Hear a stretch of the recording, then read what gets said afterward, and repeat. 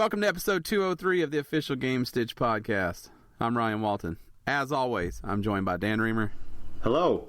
And Matt Bowden. Thanks for having me. It's time for something new, Matt. You're just getting stupid now. Nobody likes you. Nobody likes you, I've decided. Problem with that is you don't get to decide what I say. Also, he didn't say everyone likes me. He just said thanks for having me. Yep. No, I added that in. No, you're right. I get it. Yeah. Right. I put my own twist on things. I'm just saying he might have already known that, is all. You had an inkling, didn't you, Matt? I feel like, this is going to get dirty. The podcast always gets personal. It always gets rude. It always gets vulgar. I like to start it on a real polite, positive note and then just go downhill from there. That's actually how I live my life. That's right. Yeah. That's what each day is like. I start out on a really high point until I just end up low and in bed. I call that existence. This shit gets real cutthroat, so I like to, start off. Because nobody likes you. I would like to pause for a moment to point out that I'm never negative. And that it mostly comes from Dan. That's a fair assessment. I just want to, we're just airing everything out this morning. I would call that. I just want to say that I'm the positive one. And that's sad.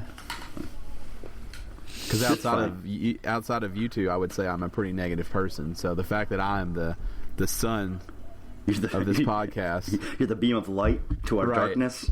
Yeah. I'm the only thing lighting up the valley that we call home. It's scary. Scary it's fine. Stuff. Me and Matt still like each other. Yeah. Well, at least I still like Matt. He might not like me. That's fine. Right. It's easier for the bully to still like the person that he's bullying. It's harder for the I don't know that I was being a bully. I wouldn't qualify that. I don't know. Did you feel bullied, Matt? No. Okay. I was going to say, I was going to apologize if you did. He's not going to tell you because he's afraid you'll take it out on him if you call him a sissy for being bullied. Well, I never feel bullied. I was going to allow him to go to his safe space. If he felt bullied. I don't like the way this is starting. I love it. It's fantastic. A lot of serious topics. That's because you're Mr. Positive. I am. Right. I'm positive. You don't recognize that the world is a cruel mistress. No, I give everybody the benefit of the doubt. Everybody. That's your fault. All the time. That's your fault. People are good. They're great. All of them. Not a bad person in the world. They all deserve 4, 5, 6 chances. Whatever. Keep giving them chances. Just give them handouts with it. Yeah. You are you really are a bright little ray of sunshine this morning. Oh, it's every morning. Right. It is every morning.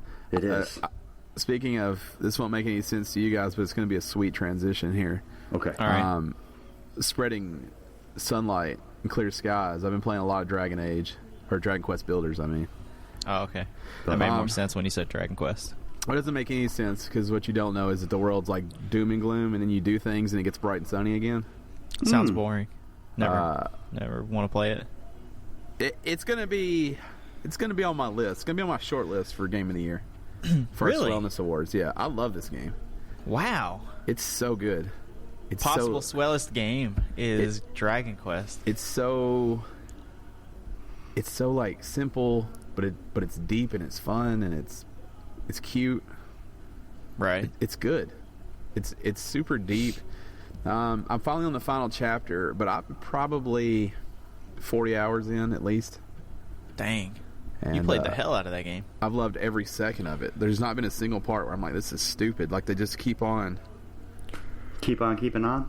They just keep on, like, building on kind of what you learn, but they just take it in a different direction every area you go to. It's like, hey, this used to be important, now this is important. This thing that you struggled to find last time is everywhere.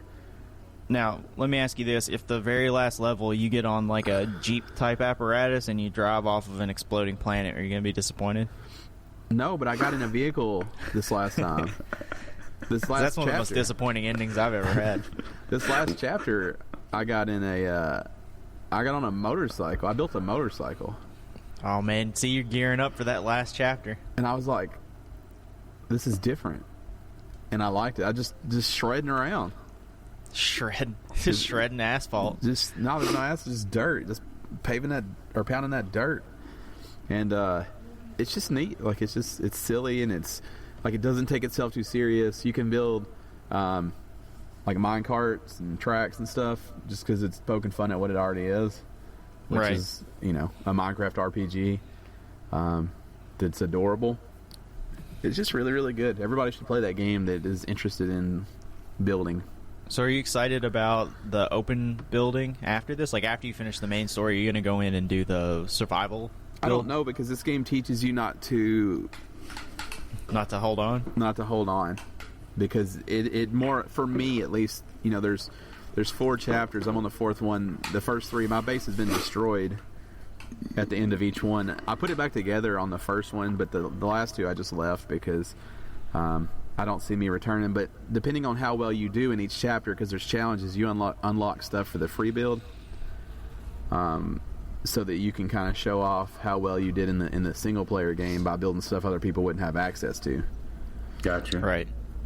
And then there are little islands you can go to inside the free build mode to collect supplies, because you still have to gather your resources, and you unlock those by completing the chapters also. And there's stuff to do inside of there. So the game doesn't necessarily end when you finish that final chapter. And then once you beat a level, all the challenges show up, which is kind of a stupid way to do it.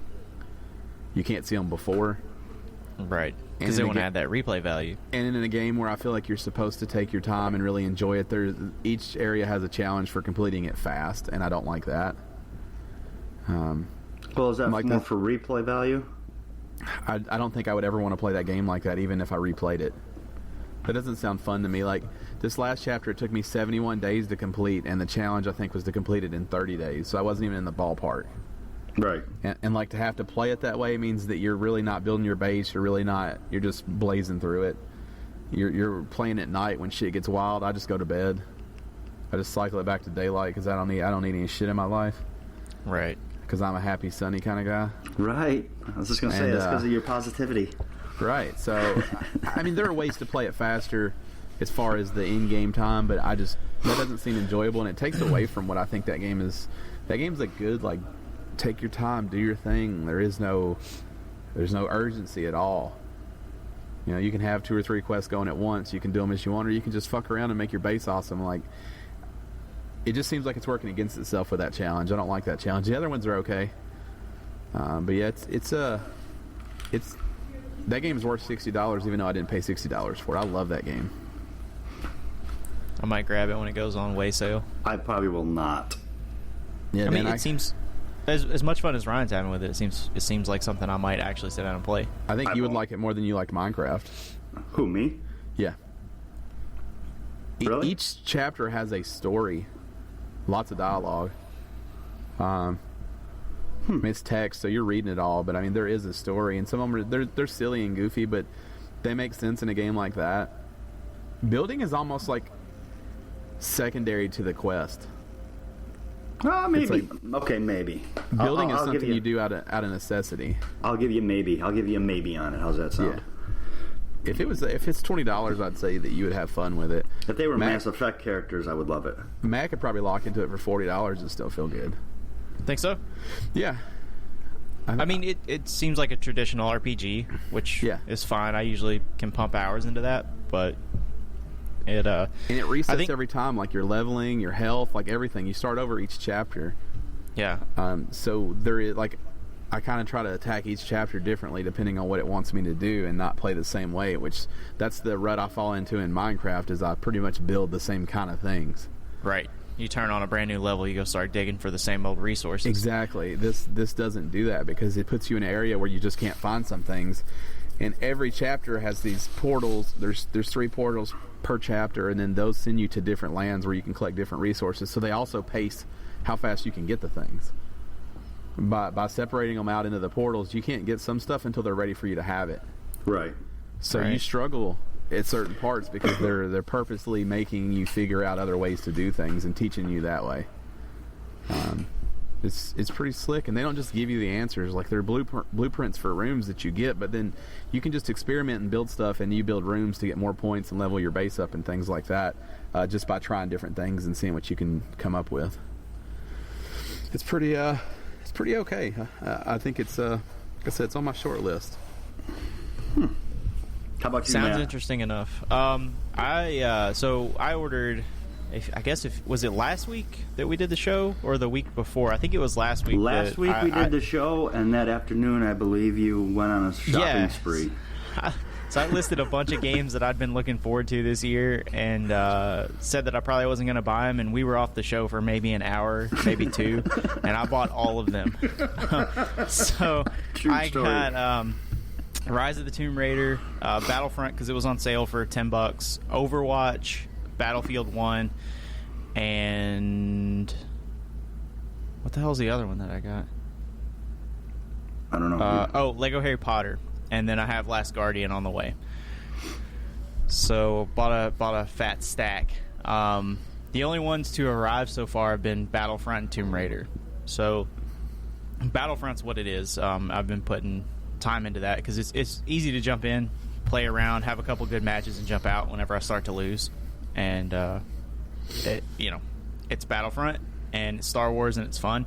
Tomb Raider is not sucking me in the way that I wanted it to. Like it's not Really? It doesn't have its hooks in me yet, but you guys have played and finished. I'm only to the Soviet base, which is like the first real big open world that you get to go explore, to go find like the tombs and stuff. So you've only gone up the mountain and all that. Yeah, I mean I haven't even like peaked the mountain, I guess is how you say it. Yeah, I would be concerned if you're not enjoying it after this, though. Yeah, the story does not intrigue me at all with and spoiler alert, with the second girl and the tribe of like whatever kind of mountain people that they are. The story does not intrigue me at all. It gets further. So gameplay wise, I feel a little overpowered right now.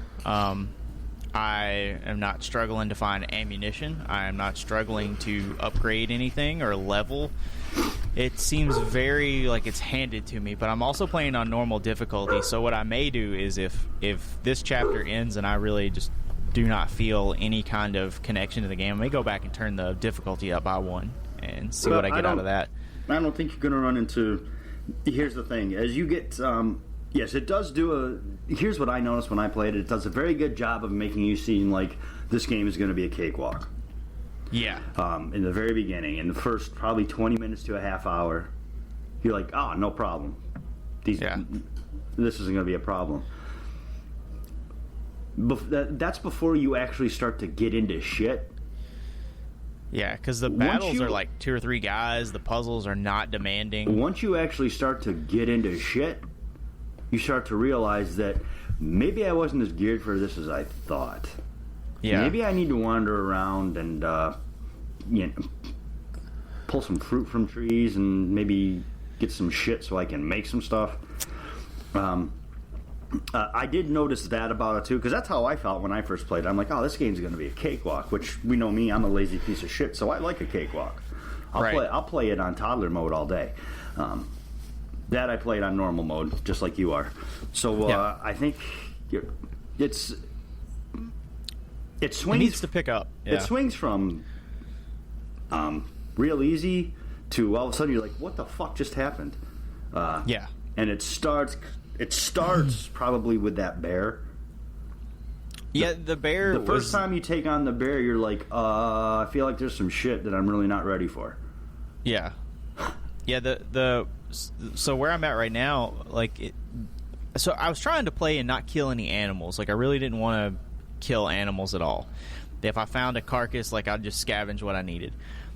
I'm finding that wolves, have to be killed. The wolves are a real piece of shit. They'll come at you.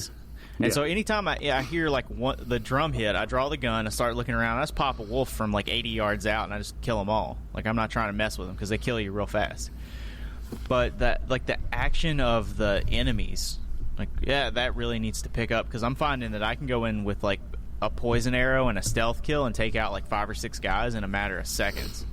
So I really hope that because to me that part is intriguing, is the person to person combat and having the environment be you're always kind of in danger. So I'm sure it'll pick up. It didn't get all the praise that it got for no reason.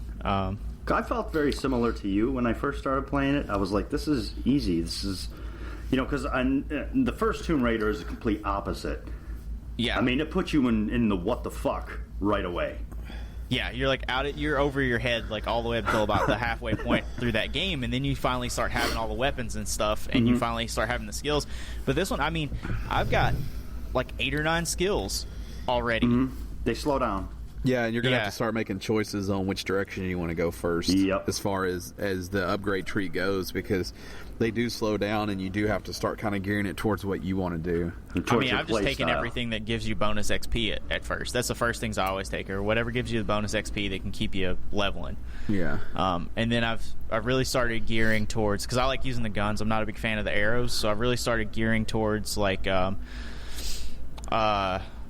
headshot marker, the stealth kills, the silent drop, stuff like that. Like being able to handle combat easily seems more important to me because the puzzle stuff seems to have less to do with the game. I play almost exclusively with the bow.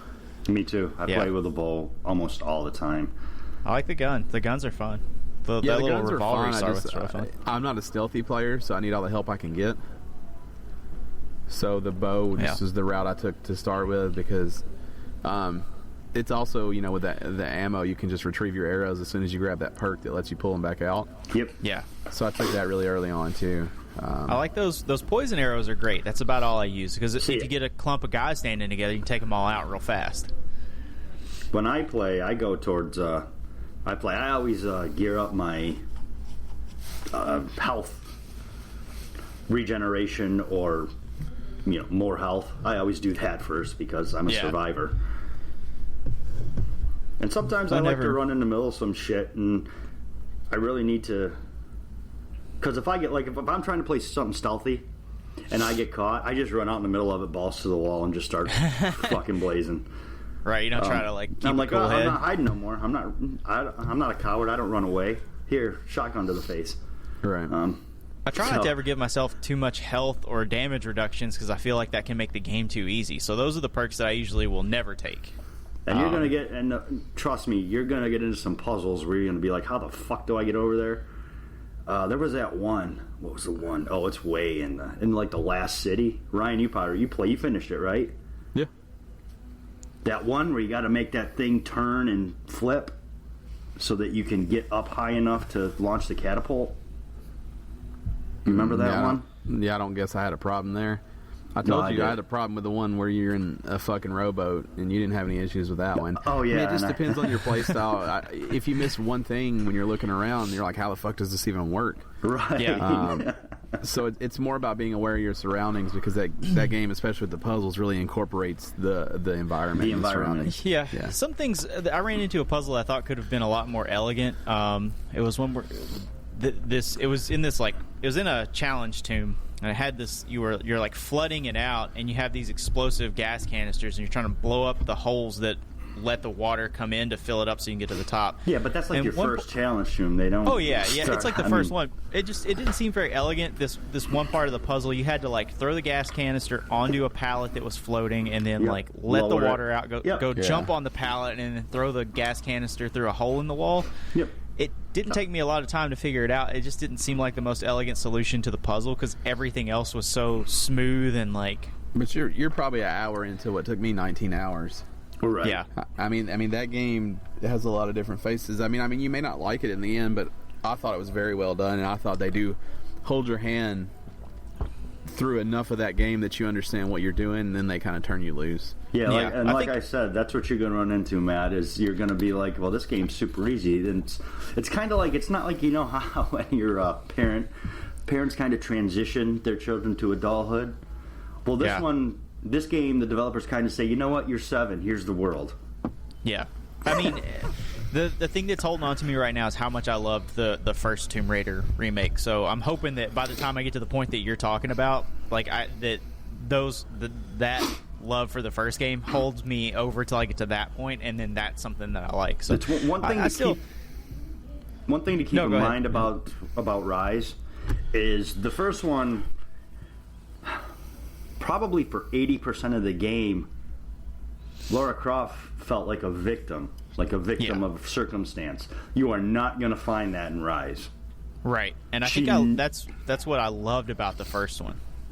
And Rise, the struggle for survival isn't there, so I'm waiting to find out what the challenge of the game is. That first Tomb Raider, that victim thing. We talked about it when the game came out. We had 2 or 3 episodes about it. That was probably one of the best action adventure setups ever. It was fantastic. And so on this one, I feel like they're trying to hit a lot more of those notes that Uncharted hits. She's experienced. There are these, challenge puzzles, and there's a little bit of an open world. Like, I really feel like they're coattailing Uncharted a little bit too much in this one, where I thought the original was more of its own game. But I'm an hour and a half, 2 hours into it. Who knows what happens when I get to the end of the game? Right.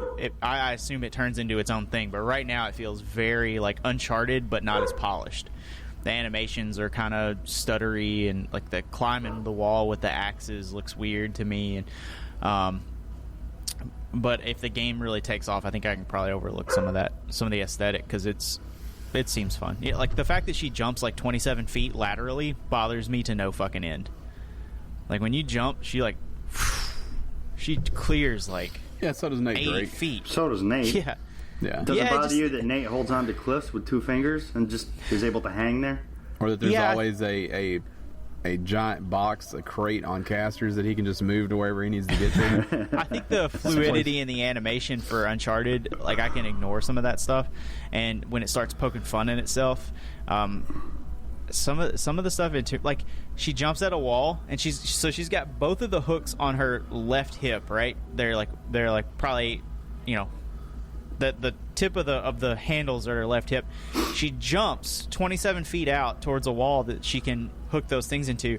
You press the button and they're just like magically in her hands, magically in the wall. Like there's no, like, she doesn't have to jump down and grab them, or she doesn't prep to have them in her hands before she jumps. Nothing. Like, I understand that for a game mechanic, you have to be able to just quickly transition into the states of mobility. But that's one of the things right now that's bothering me, like, to no fucking end. I feel like you're paying so much attention to that you're missing the game that's there. Yeah. I mean, because I think, like I said, I spent 19 hours with that, and I never even noticed that because I was so into everything else. Engrossed. Yeah. Well, I think part, the game right now seems so easy that it's easy to focus on the little stuff because there's not enough going on. Easy doesn't bother me either. So right. I want it to be dead hard, like all the way. I want 2 bullets to the end of the game. There's nothing I love more than being fucking frustrated when I'm trying to relax. Right, exactly. Challenge, bro. Challenge. Yeah. Well, I play a lot of games. I don't want to be challenged. Yeah. I get enough of it in. Like, every now and then it's okay, but not very often. No, I don't really even like it every now and then. This other stack of games is coming in, the Overwatch and Lego Harry Potter, and so Lego Harry Potter is for Ricky, but I may end up playing that anyway because it's all the Lego Harry Potter. But Overwatch and Battlefield 1 and Last Guardian, I intend to... so the Patreon reward... or the Patreon goal for us to play something in our back catalog. I was looking through my games the other day, and there's not a lot that I haven't spent a bunch of time with in my drawer. So I'm thinking maybe I need to hold back on one of those games so that you guys have something to pick that I haven't played. You still have all the PlayStation Plus games too. Mm-hmm. Yeah, there are PlayStation Plus games that I haven't played. Well, yeah, okay. That's a good point because there's a lot. Like, I haven't played Gone Home yet. I haven't played Everybody's Gone to the Rapture and stuff like that. So right, there should be options even if we don't have physical copies. There should be options that we can find. I'm not worried about it. There's plenty of options. Now, Pumped Up BMX, I played the shit out of that. So you won't be choosing that. Played it yet. Dude, it's so good. I'm almost to the last set of courses. Like, I've 5-starred everything. It's so fun. It looks legit.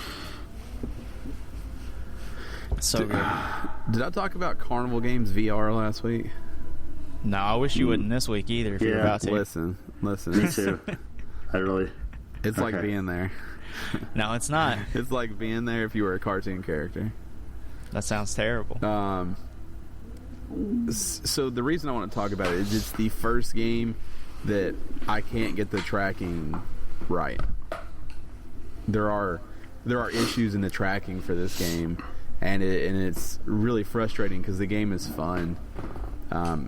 And this is where all VR, especially PlayStation VR, is going to struggle. Games like that can't come out.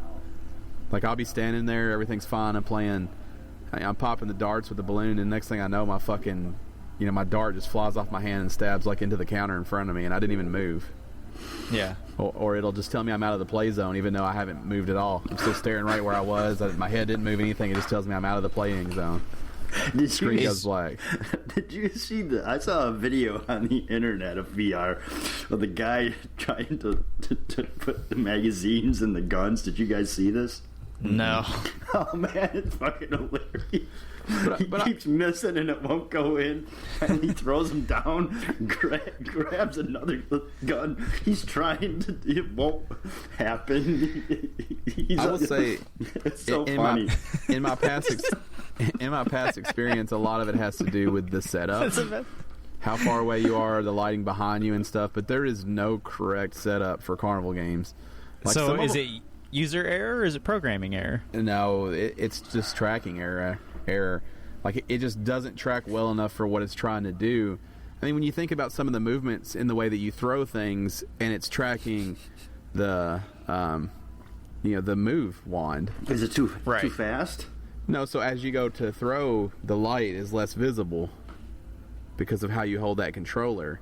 So to throw a baseball, your hand goes back. That light could go behind your headset. It no longer tracks your hand anymore.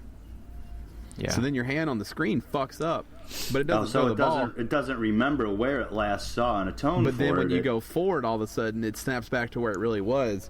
So it still throws it the right way, and the movement is right, but the visual is fucked up, and it pulls you out of it. Yeah.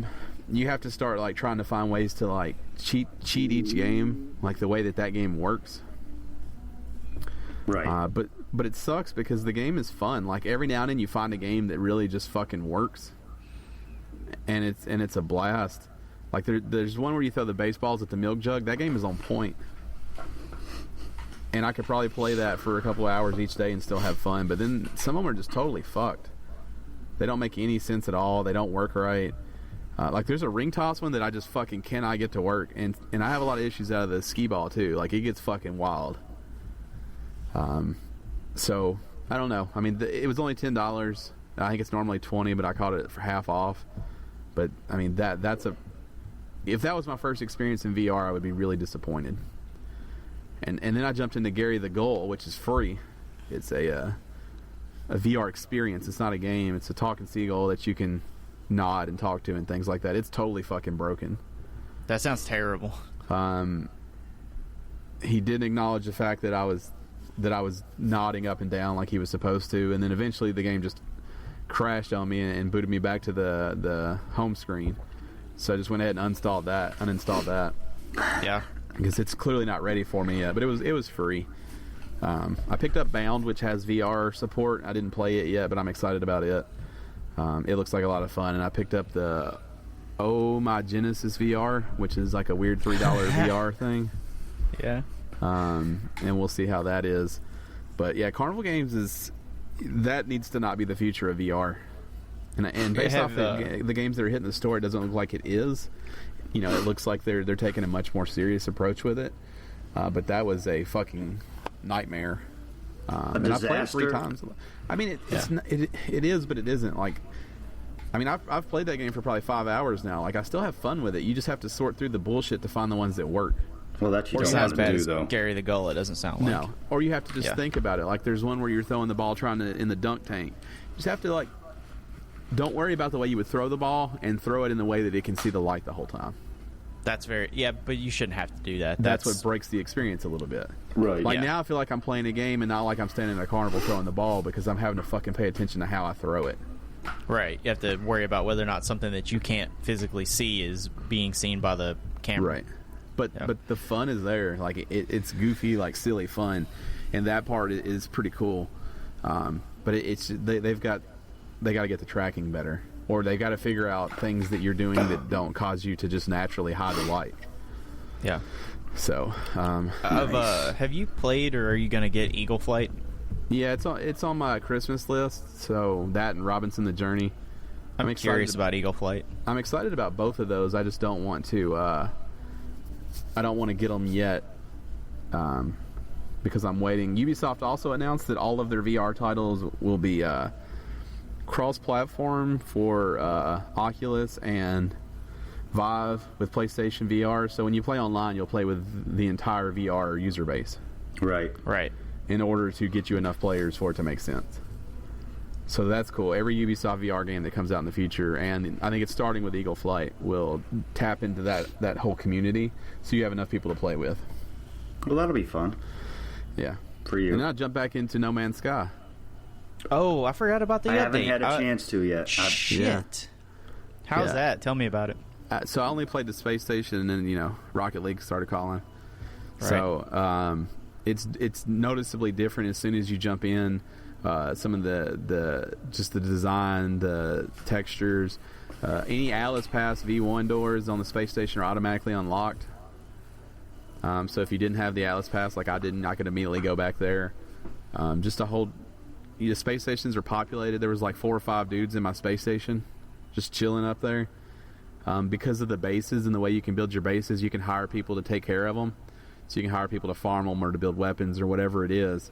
And those people you can recruit from the space station. And it's not just one, it's not just the GEC up there. It's different people from different, from all over. And it makes sense because it's a space station. So it wouldn't just be one kind. Right. One race up there. So it is a mixture. The character models look different. Like there are some more variants when it comes to those. The freighters, the big freighters that were there before, you can now buy those, and you can use those as like your little areas. You can farm on them, you can store stuff on them, and those follow you through the system, and they're kind of always there that you can call in. And from each space station, you can jump to the bases that you have built. So if you build a base on a planet that you like, you can always just jump back to it from any space station and then jump back to that space station, so you don't move yourself in the system. So that gives you the ability to kind of go back. So it has a fast travel element now, essentially. Only to your bases and to the space station you were at when you traveled. But that's more than enough. That's all you need. Right. But that's the reason to build bases, because now you're setting waypoints for yourself. Right. And I didn't. So build if you find a place to, like the eggs that we were harvesting, if you could build a base right there beside a field of them, and then you could always go back and make money. Right. And I didn't do the base building, so I don't know if there are limits on where you can build it or how you can build it. The pictures I've seen of the bases look fucking rad, though.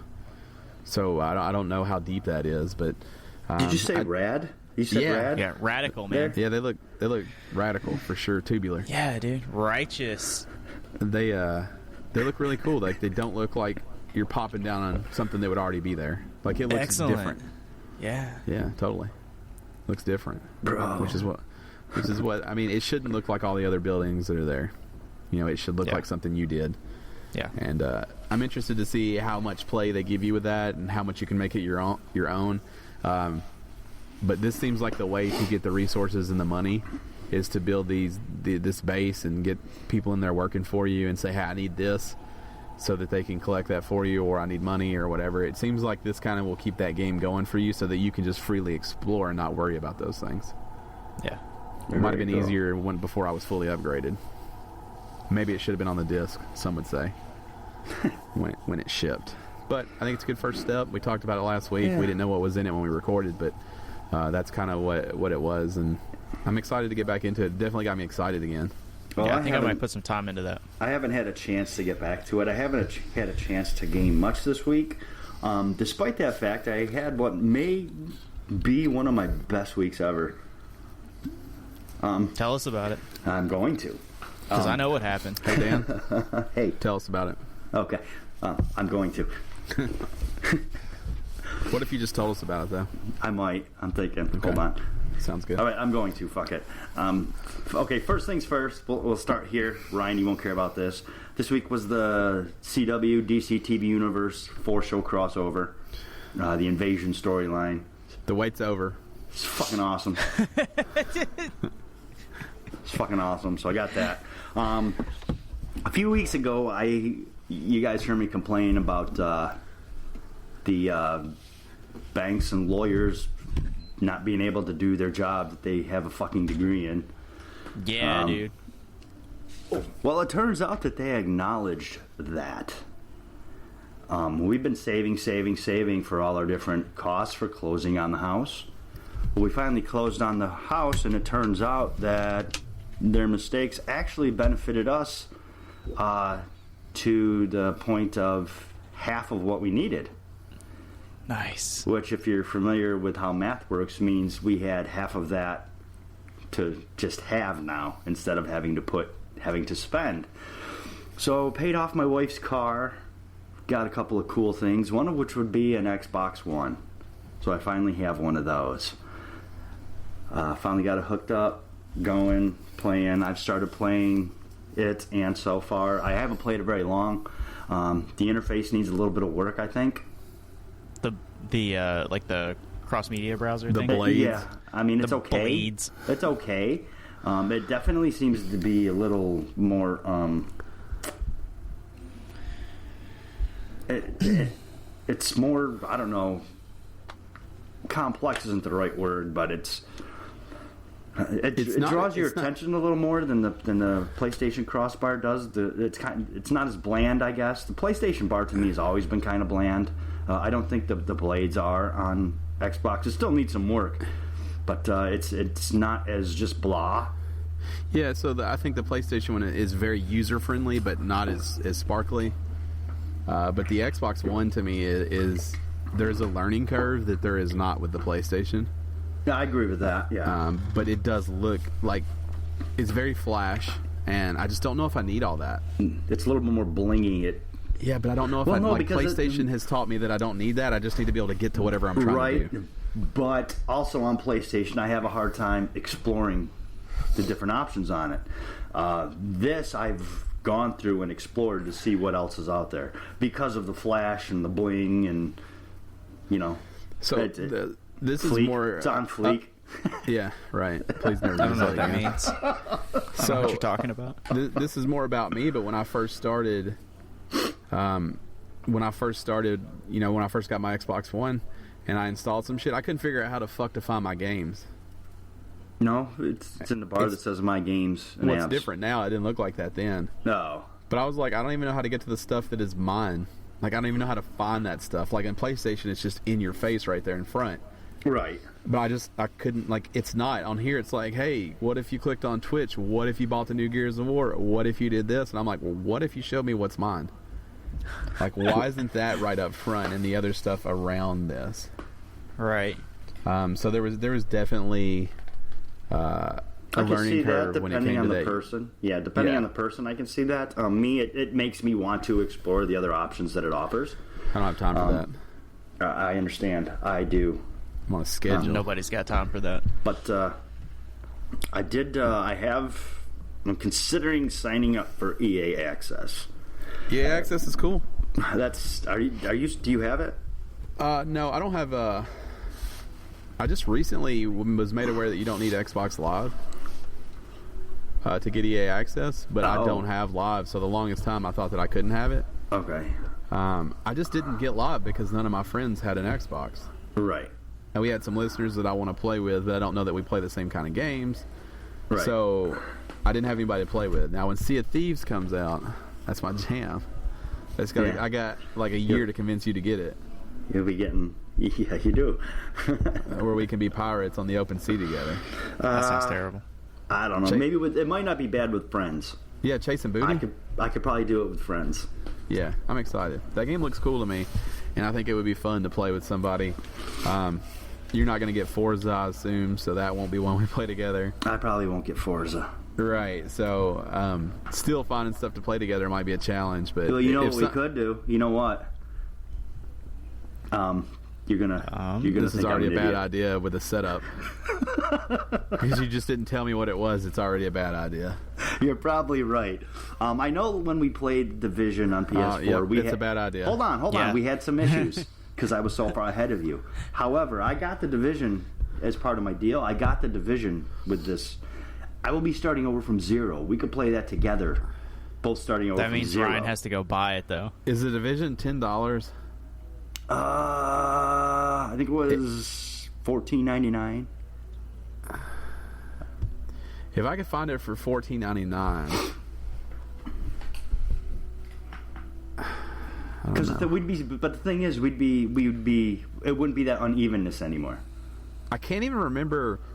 So I also remember having to play that game for like 3 hours before I could even play with you. It wasn't the 3 fucking hours. tutorial. It wasn't 3 hours. And then I remember, did they finally put like a health bar above people so I can tell how dead they almost are? Yes. Okay, because that was one of my major complaints early on. Numbers were flying out, but they were all arbitrary because I didn't know how much health they had. Yes. Okay. Yeah. If I can find it for $15, I'll think about it, but then I have to buy live too. It's very similar to Destiny. Well, that's not going to help me any. I know, but you've read about it, so you know that it really, really, really got better as they updated it. So Ubisoft is apparently on point with making games that people want to continue to play, because Rainbow Six Siege somehow has become like Game of the Year. Mm-hmm. And nobody bought that when it came out. And the same thing for like The Division. Like their support has been Phenomenal. extra. Yeah, it's been extra good this year. It's finally like they understand someone's trying to take them over, and that they need to do right by their fans. They didn't whip out a shitty Assassin's Creed game this year. They took their time. They're whipping out a shitty movie. Yeah, that's fine. That movie is going to be shit, but people are going to see it. I don't Got know. my boy Mike Fassbender. It's got the fast in it, man. That doesn't mean anything. Doesn't mean anything. Those X-Men movies are really, they went downhill. He takes it serious. I mean, it looks like they're trying to tell a real story there. It also looks like I don't give a shit every time I see a trailer for it. Mm-hmm. And I love those games. Like, I mean, I got no problem with those games. I just don't want to see that movie. Mm-hmm. I did play some more Syndicate. I gotta jump in Syndicate. That's what I need to play. I can't get off of fucking Dragon Quest. Syndicate is. I'm enjoying Syndicate. The characters Everybody are enjoyed cool. Syndicate. That's apparently a really good game. It's a lot of fun. Mine's still shrink wrapped. I could have bought it for like, what'd you pay for it? $14.98. $15, yeah. Yeah, I bought it at $60 when it came out and never played it. Damn, dude, that's that back catalog game that you're gonna get stuck playing. Dan wants to pick like Destiny or something shitty. I'm not. Okay. Here's my vow to you is that I will not fuck you over on the choice. I want to pick a game for you that I don't think that you would give a chance otherwise, but I think you'll enjoy. That's what. Well, I mean, that was my thinking with like I want to pick something that I think you won't never play. Like I don't try to pick games I think you guys won't like. Like I try to, just with anything. Like anytime I recommend a game, like I think you'll like it, even if I don't like it or if I do love it. Yeah. Except L.A. Noire. I don't want to talk about that. That game's good. What game? Shit. L.A. Noire. He convinced me to buy it. It's a terrible game. It's like everything else. You get so focused on the details, you miss the fact there's a fucking game there. I'm gonna The make game was Matt play terrible. Alpha Protocol. God Wow. damn. I don't own it, so we're not gonna do that. That's a good fucking game, you piece of shit. Ryan lost his train of thought. You were so mean just I now just that Ryan blew his can't mind. think. No, it's his blind passion for Alpha Protocol. I just don't understand. You don't have to. Like you're just dumbfounded by it. Yeah, because it's only him that feels that way. I liked Yeah. the game. Yeah, I did. I enjoyed There's it. probably a fucked up subreddit somewhere that feels your passion, but other than that, I probably have to like find people it. just don't care. I don't know that it's a passion. Yeah, it I is. just- You talk about that game all the time, and nobody cares. Nobody but you. I've I've never been with anyone else that was like, I'll tell you what was a good game, that Alpha Protocol. I liked No I one never even said, remembers it. Hold on. I don't know that I've ever said it was a good game. It was a game I enjoyed. I remember this clearly. I remember when we worked at GameStop, people coming in to buy really good games, and you talking them out of it to get Alpha Protocol. Like what? Like what? I want to think it was Fallout 3. I'm almost positive that you told people it was all right, but Alpha Protocol was a better game. And then they would walk them over to the shelf with 400 copies on it because they'd all been traded back in. Considering what I like, I'm going to stand by that. I enjoyed Alpha Protocol more than I enjoyed Fallout 3. Yeah. I remember having to convince you I will that it tell was a you good that game, though, Fallout Ryan. 3 is the better Or game. Fallout. But you I had to enjoyed convince Alpha me Protocol to play more. Fallout, but you didn't have to convince me it was better than Alpha Protocol. You can't convince anybody of that because it's not true. Right. It is for me, so what the fuck are you talking about, dumbfuck? All right. Hey, you like what you like, What's Rob, the but let's aggression be about? clear, it's not We're a all- better game. Right. You can like it more, but it can't be better. Right. I I'm love sure it Metal was a- Gear, but it's yeah. not the best game, dude. It's clearly not the best game. No. Right. Just understand. Clearly. I It's not the enjoyed best Alpha. game. I didn't say it was the best game. It was a better game. No, it wasn't better than Fallout 3. For enjoyment level, I enjoyed it. I enjoyed Alpha Protocol more than I enjoyed Fallout 3. The problem with the Skyrims and the Fallouts is they're boring to me. They do get that way. Fallout 4 was terrible. Bit of a grind. Well, now that there's mods, that's one that I'd like to jump back in. It's just walk around and shoot stuff and do quests. That's you can boil any game down to some bullshit things like that, though. Right. Mass Effect just explore space and talk to people, kill some guys. Walk around, that's shoot not stuff doing till it. the end of the game. Right, but that's it's not doing it justice, though. But that's read the some difference. text. But that's what you're missing. just Is drive that a car, it's, shoot some soccer balls. It's those. It's the extraneous stuff, and that makes the game enjoyable to me. It's just an open city you can drive around. You can break them all down. Yeah, no, that's what I'm saying. Like you're not being fair right now. You're not being fair to Fallout. Tell me what else there is in Fallout. What else do you do? That is. There's a build great story about relationships. a great story You about a build boy bases. searching for his father. You figure out what kind of person you are. Mm-hmm. You I see know the I'm a world piece that we of live shit. in I'll today. figure out what kind It's of a person lot I like am. Mass Effect, Dan. It really is. It's I A lot pretty of much. characters. It's I pretty much enjoy Mass Effect. more. It's pretty much Mass Effect. They might as well have called it Mass Effect. Yeah. Like it's the prequel to Mass Effect, Right. pretty much. I am never playing Minecraft Dragons. Okay, well, it's not called that. Oh, it might as First well be. time. Might as well Dragon be. Quest. They might as well but they're just call it self-aware. Minecraft. They play with that. Why else do you need mine carts? Really, why? They know what For they mines. So you can mine ore. are. They know what they are. They Do you get get it. that cobblestone?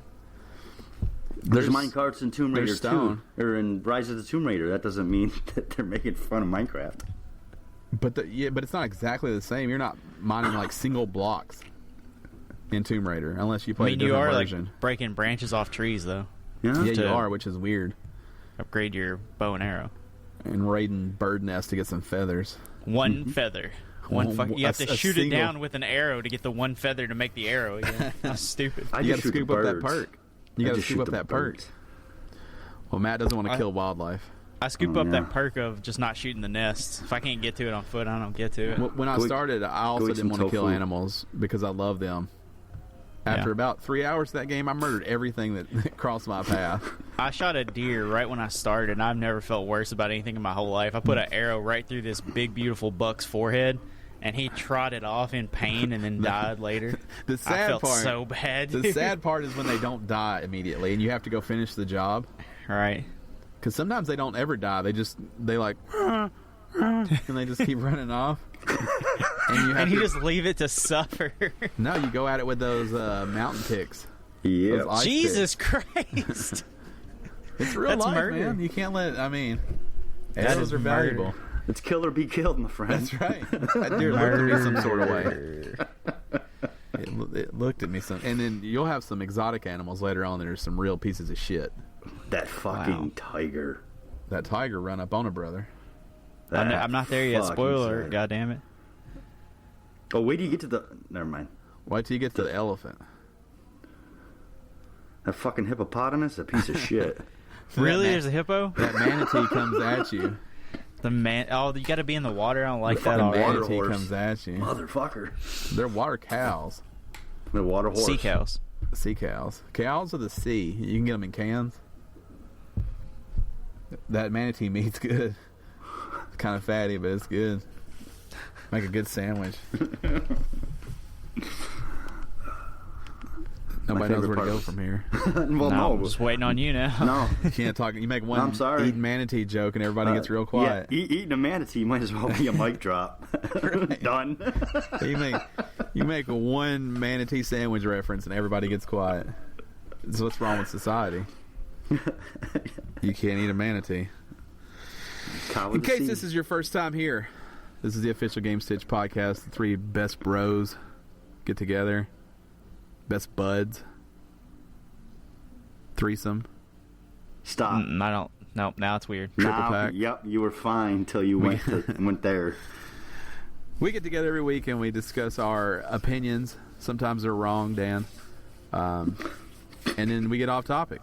That's what this podcast is about. It's fun. It's a good time. If you don't like it, well, you're an asshole.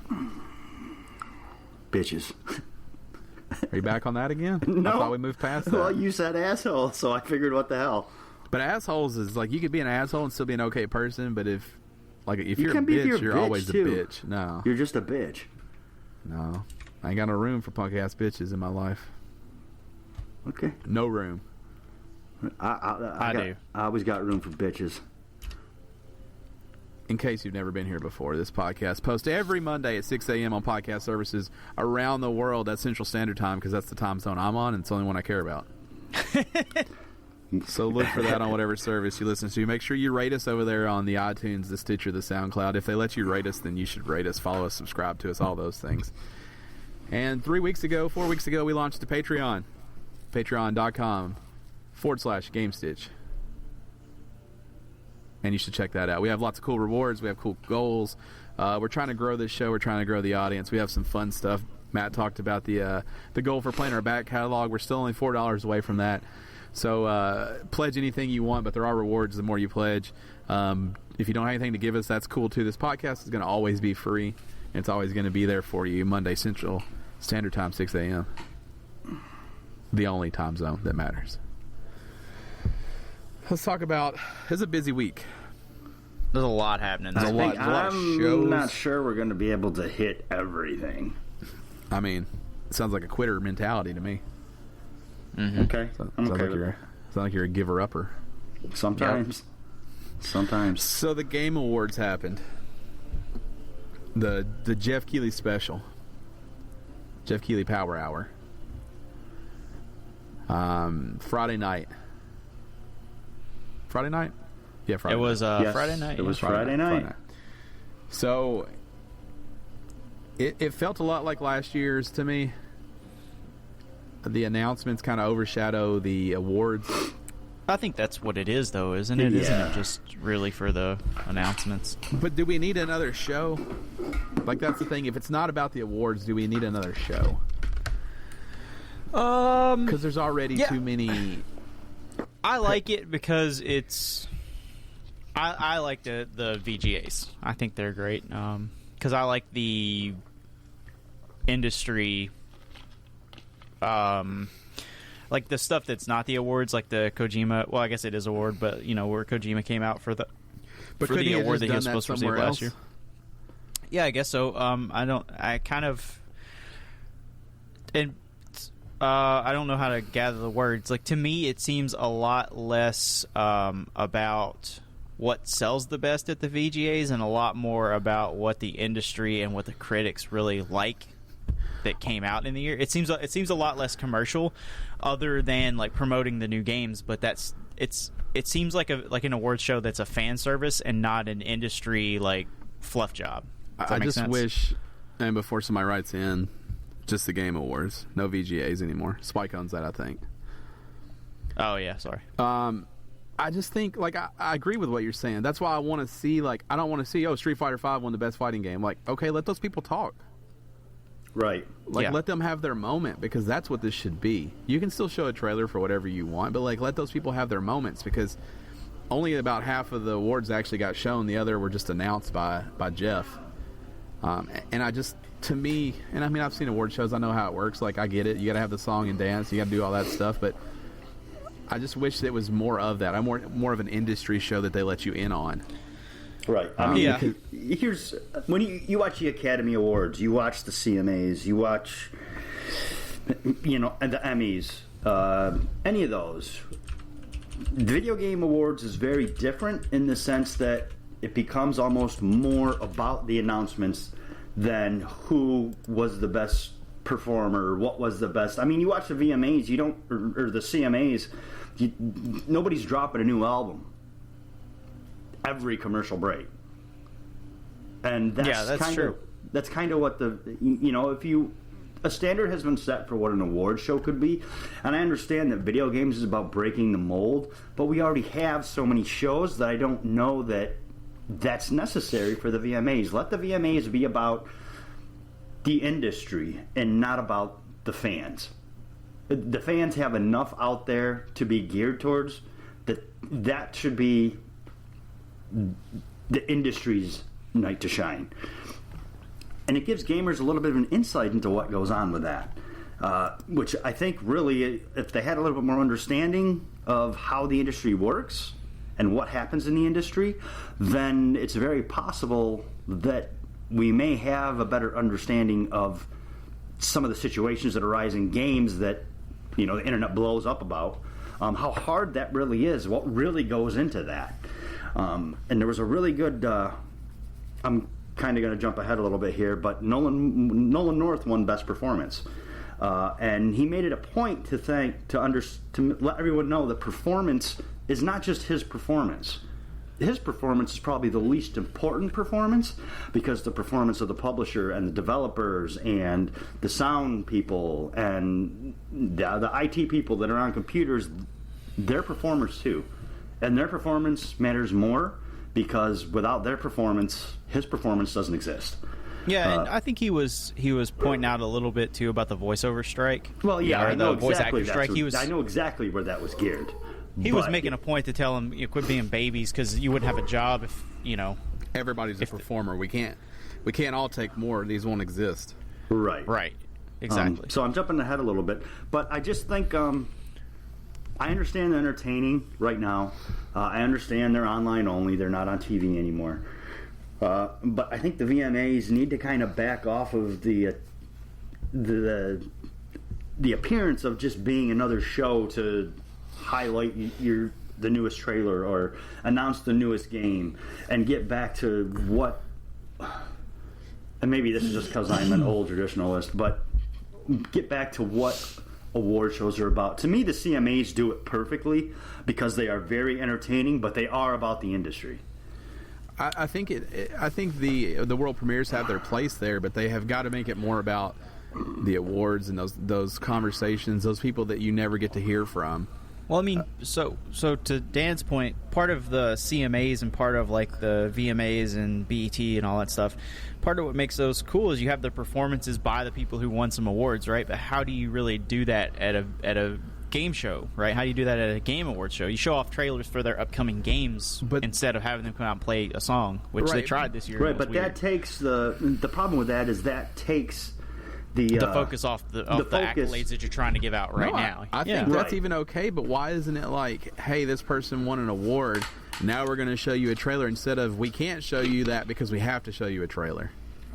Right, like if you win an award, you can show off what your next game is. Or no, not just that. Like, they can show any trailer after if you don't have something ready. That's fine. But the problem is that instead of these awards being given out and people getting to speak, we're watching trailers. Mm-hmm. Right. Like it's not the Oscars where they're giving out fucking 4,000 of them. They're giving out 25 awards. Like, I can't watch them all. Yeah. I mean, it is literally like 25. Like, why can't I just watch them all? And there weren't any. There were a couple of trailers there that I gave a shit about seeing, and then there were a lot of stuff that was just filler to make that 2-hour mark. Hey, you guys know there was about one reason I watched that thing from beginning to end. We're going to get there. Right, but it was only 5 minutes of the show. Same for me. Right at the very beginning, where they do the Death Stranding preview, that was fantastic for me. But there was no other reason to watch the show for me. I'm just gonna do a couple of these awards. Obviously, the full list is out there. You guys probably watched it. So most anticipated game was The Legend of Zelda: Breath of the Wild. Best multiplayer was Overwatch. Best narrative was Uncharted 4, and Game of the Year was Overwatch. Those are the ones I think are probably important to point out. Those are the big ones. Overwatch cleaned up, but Overwatch was big. Yeah, for good reason. That game is staying power, and people seem to really love it. So, there just was little focus put on that. The one guy did say keep them out for Harambe, which I appreciated. Yeah. But there were several good speeches, though, I thought, where they were like, hey, this is... the Boogie that won Trending Gamer. Yep. His speech was good. Like, I can't do these things in real life. Video games give me that opportunity. And there were good speeches. I would like to hear more of that than I would like to see a trailer for a game I'm not going to play, or even a trailer. Like, I love Rocket League, but I would take that trailer away to hear more people talk about the industry. Right. So that's kind of where I have an issue. But let's jump through quickly some of the news or the trailers or the things that were showed there. Telltale, The Walking Dead Season 3 is going to debut. It's going to be a 2-part, and that's going to hit in December. So parts 1 and 2, episode 1 and 2 are both hitting. They're just going to stretch that money. Yeah, I have a question for you guys. Did you guys watch this trailer? Yeah. Yeah. Is that Clementine? Yeah. At the all very grown end. up? Yeah. That's what I thought too. Yeah. They are really, really, really just trying to get all the money that they can out of this series. I don't know. I haven't played any of these, but I'm not excited about this either. It seems to me that a 2-part series premiere means that it's part 1 and part 2, not part 1 split into 2 parts. Why don't you just call it the first 2 episodes? Yeah, I don't know. And it's only a Kinda stupid. 5-part. I think they're trying to avoid the fact that it sounds really short now. Yeah. Which, I mean, they're just coming off of Michonne's story. Like, they just had that come out. Like, I just don't know. It seems like a lot of Walking Dead. Yeah. Well, let's be honest. Telltale doesn't make the greatest games. Their engine is Dated? very dated, In and their desperate stories need are of great. updating. But the engine needs an update so bad that the story almost doesn't matter anymore. Yep. And Walking Dead, who gives a shit? It's Oh, working there are on a lot of people out there that Oh, yeah. I get don't that, care but about The Walking Dead, but there are a lot out there that I like The Walking Dead. that universe. we're 4 years away from the 2-decade mark on Walking Dead. Like, it has its fan base. I don't know that we need to, like... Man, this show's still pretty massive. Like, Yeah, that's what you're. I think that's your confusion, Matt. you're 2 decades away or you're a decade away from the way you took it in.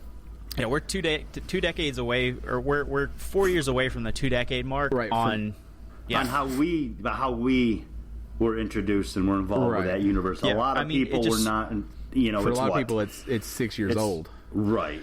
Yeah. I mean, Glenn just died on the TV show. Glenn died 6 years ago. Spoiler alert. Yeah, Glenn's been dead for so long that. But that's how you took it in, not how these other people. Like, Right. the problem is not that it's still going. It's just that Telltale needs to fucking fix it before they keep making them. Yeah. Like, you can't always just keep releasing shitty games and being like, well, that's Telltale. You know, people do it for Bethesda, too, in the Fallout series. Or even Elder Scrolls, you know, to a certain extent. Like, it's broken, but they're always buggy, but they're good. Like, that's not okay. I feel like putting out game after game after game of Walking Dead, even though it's a story, they are blowing it up for failure. Like, they're making it too big. Well, they too wouldn't keep fast. putting them out if they weren't selling, though. That's the problem. I'm not saying that they're not selling. I'm not saying that they're not doing great. I'm saying that. But I think we like all know that Telltale only cares about what's selling. Right. I think that they're gonna ruin what story there is by overloading the public with it. I know tons of people who The Wolf Among Us was their favorite Telltale game. Probably not going to get a sequel because no one bought it. Nope, that was my favorite. Right, I know a ton of people that say it was their favorite, but it didn't sell. Like, that's the problem. Like, they're going to make what sells. Right. That's why you're going to get another season of Minecraft Story Mode. People bought the shit out of that. You'll get more of that. You're going to get more Game of Thrones. Like, those are going to keep coming because people buy them. But Telltale at some point is going to have to take a look at their business model and make a really good game. I hear Batman's fantastic, but it's still fucking buggy. Yeah, they're going to end up going the way of, like, Toys to Life, like Lego Dimensions and stuff like that, where people just don't give a shit anymore because they're putting too much out too fast. Right. Halo Wars 2 had a trailer, and they also announced that Halo 1 Remastered was going to launch, I think, for people who had it pre-ordered. I think it's how that works for people that pre-order digitally. Yeah. It looks fun. Yeah. Halo Wars is cool if you like those kind of games. Shovel Knight prequel is announced. It looks fucking great. That looks incredible. Yeah, it looks good. Yeah, it's called Spectre Torment or something like that. Yeah, Spectre of Torment. Yeah, the Spectre of Torment. It looks great because it looks like they took the 8-bit style of Shovel Knight and they made a 16 or 32-bit game out of it this time. It looks great. It looks really good. It still looks like the same art to me, but it looks great.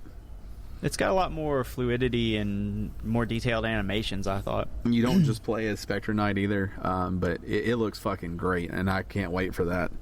Yeah. So the former BioWare and Blizzard developers announced a new RPG, Dauntless.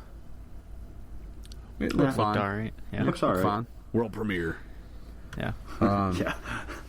I like that girl. It's like world premiere. Yeah, you sound just like her. Yeah, I nailed it. I've been working on it. It looks fine. I'm sure people will play it. I need to see more about it. It's probably not my thing anyways. Yeah, not enough information right now. Yeah, Bulletstorm Full Clip lets you play as Duke Nukem, as if anyone cares about that.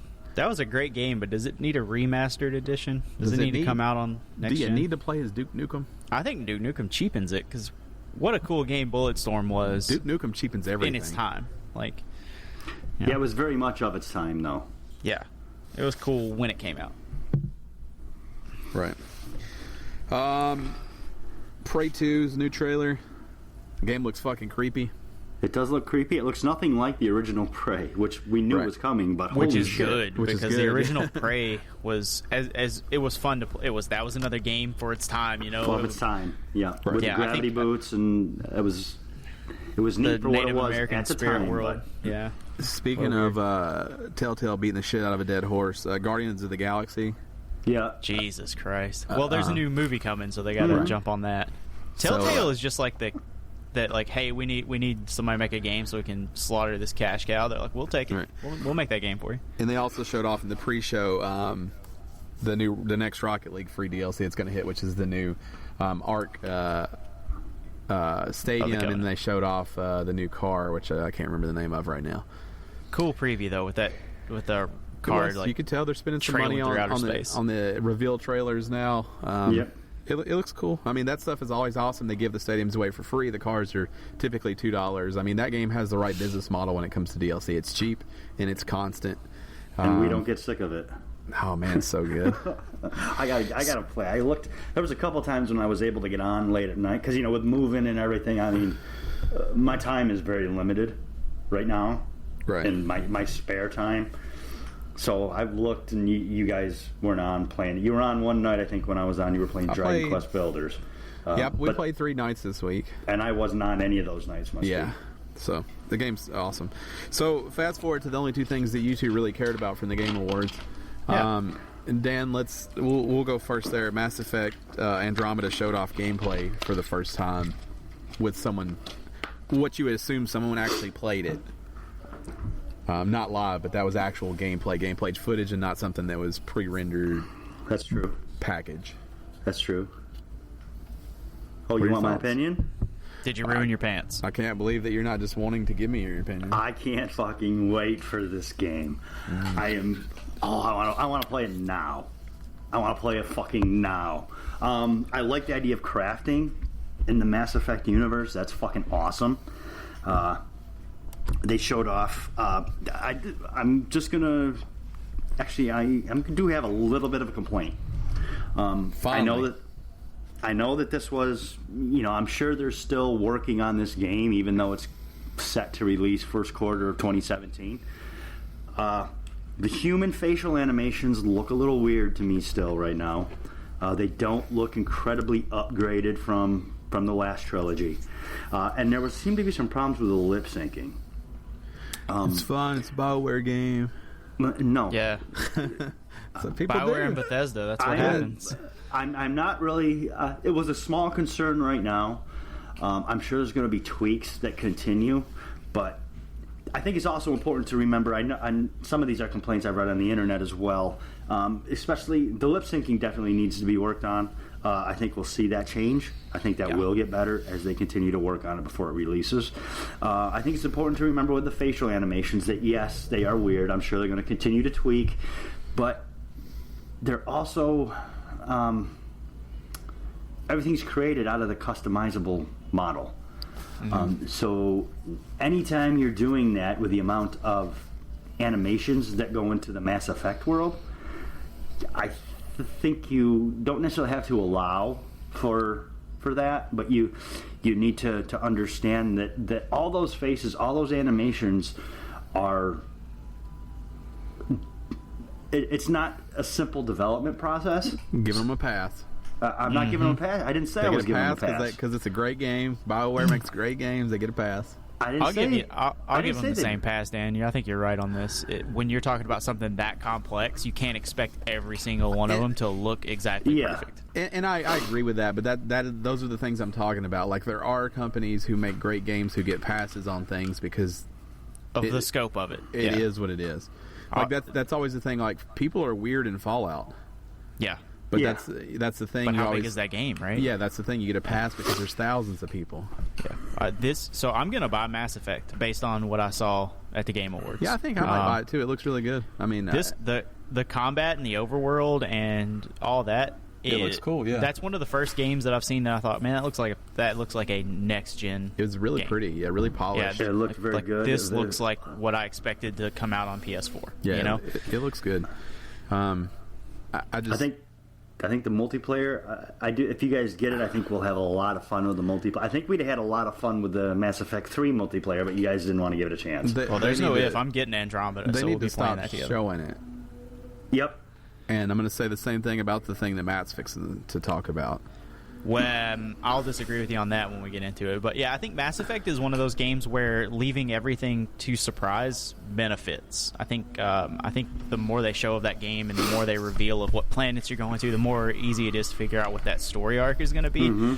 And they need to really watch themselves so they don't self-sabotage that game that's coming out. I agree with that. I'm 100% getting that game. It looks beautiful, and I hope I don't get sucked in like Dan does and have to go back and play all the others. But the game looks great. I can't wait to play. If you do, you have to get an Xbox One because they're all available on EA Access. I'm not going to do that. To buy the trilogy for PS3. Yeah, that sounds more like it's like $10. Moving on.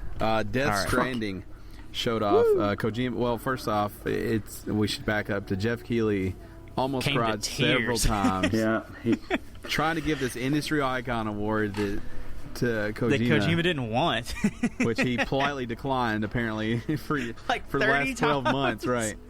But Jeff clearly went in his pants.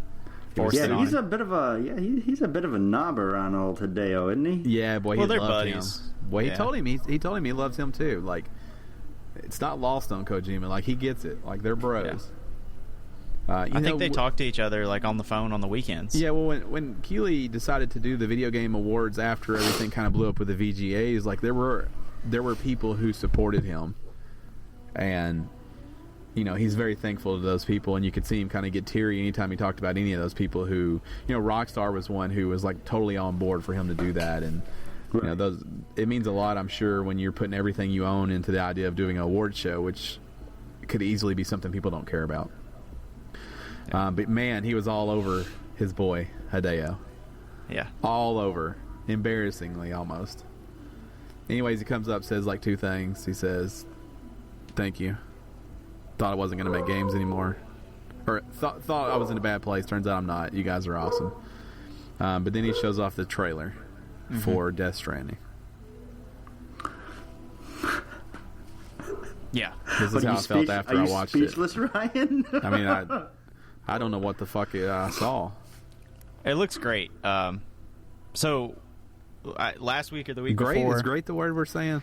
Yeah, 100%. So last week or the week before, I said that I can't wait for a game to come out that makes me want to dive into a world of characters that's brand new. It's not a trope of some other game that's been out. It does something new and exciting, and it looks great, and it looks like a next-gen game. Death Stranding is looking like it's going to be that game. I know you guys hate Kojima trailers because they're usually really cryptic, and there's usually more to them than what you see. So, I don't know if you guys have read anything about this. One of the things that the first Death Stranding trailer and the second Death Stranding trailer, if you start them simultaneously and play them together, they interact with each other. Right. Also, the Ground Zeroes trailer for Metal Gear Solid Ground Zeroes interacts with the second Death Stranding trailer. So it's still cryptic, like what it all means. But if you watch the Death Stranding 1 trailer when Norman Reedus is holding the baby, it disappears. And in the new Death Stranding trailer, the package that Del Toro's holding, the baby appears there. Like it transfers from one trailer to the other. I saw that. Yeah. Mads Mikkelsen, his visor when he pulls it up coincides with the Ground Zeroes trailer with Solid Snake pulling his visor up. There's a lot of synchronicity to it. Like everything Kojima does, I assume that there's a lot more hidden in there. There's probably a lot hidden in there that as we get closer to this game coming out, which I assume is going to be like 2018, probably Christmas time 2018, there will be a lot discovered that teases that story. I'm really excited. It's so early to really be able to talk about anything other than the little bit that Kojima's given us. I think it looks great. The engine looks great.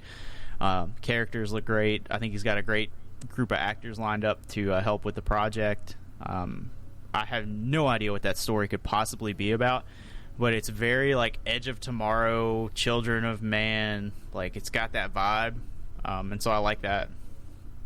It looks great. But what the fuck is that game? I think it's going to be an action adventure. You know, that's my thing. Is I don't hate his trailers. Like, they're fine. You do the whole thing. You make it cryptic and medic, and at then some people point, I need information what on is what that I'm game? looking at.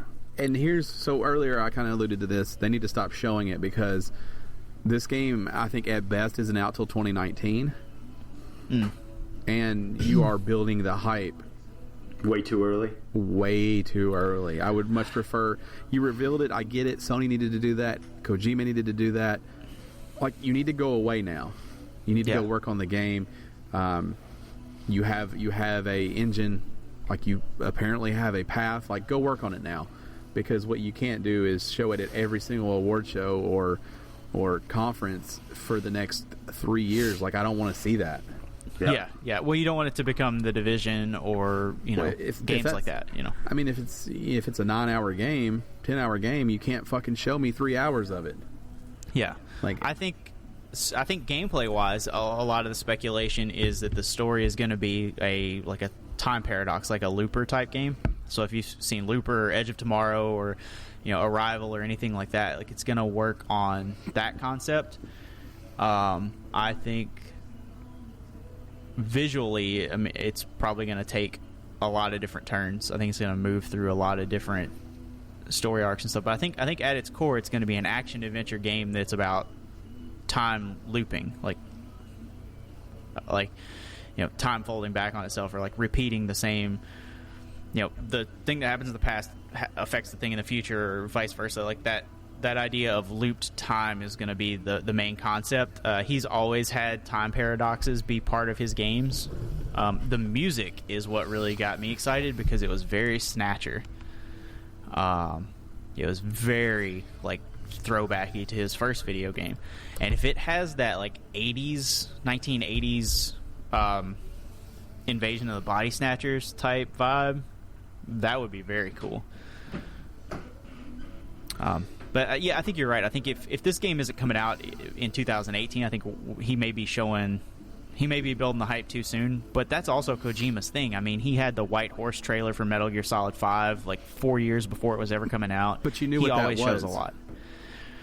Yeah, but he always shows a lot. So, but this is going to run wild because people don't know what it is yet. I just think it would benefit him to stop showing it. And I don't know if he even has that control. I don't know what Sony's doing there, Obviously, they didn't have that composure with No Man's Sky.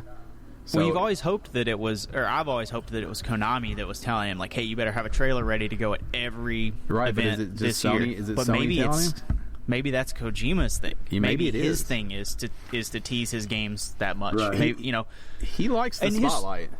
His trailers never hint at what the game actually is. They give you little glimpses of what's going to happen, but like the game is always way out in left field from what you think it's going to be. Right, but even Metal Gear 5, like all the speculation from the trailers, that's not what happened in the game. But he's a flashy guy, and he likes the spotlight. There's a reason his games say Hideo Kojima game at the beginning. Yeah.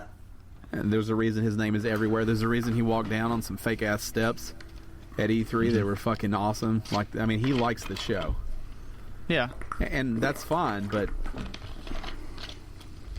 you can. This situation is different, right? Because we don't know what it is. Because you know what Metal Gear is. Even though they're who different, the snakes you know what they are, right? Even if there's a different snake, you know the concept of one of the snakes. Yeah. You know what you're getting. With this, you know nothing except for Norman Reedus had a baby, and then it got sucked, and then a baby showed up in a jar. Then there's this weird baby doll in front of Mads Mikkelsen who starts crying black tears. What the fuck is happening? Well, clearly, it's a match 3 puzzle game. If it's a match 3 puzzle game that, like, as you go through the levels and you unlock a cutscene, right? I'll buy a copy of this for everybody I know. Yeah, I don't know what's more. It's my 2 favorite things. I'm going to hold you to it's that. 80 hours of cutscene plus a match 3. I mean, that's what that game should be anyways, because it's always been about telling a story. So if we could just get the actual bullshit out of the way. What if it really is a game that, like, you put it in, you press start, and then you don't ever play it?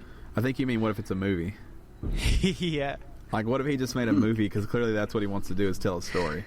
Yeah. I don't know. I mean, I think it's cool. I think Sony is obviously behind him, but somebody needs to pump the brakes. Mm-hmm. This is good. You showed off a lot. Okay, so stop.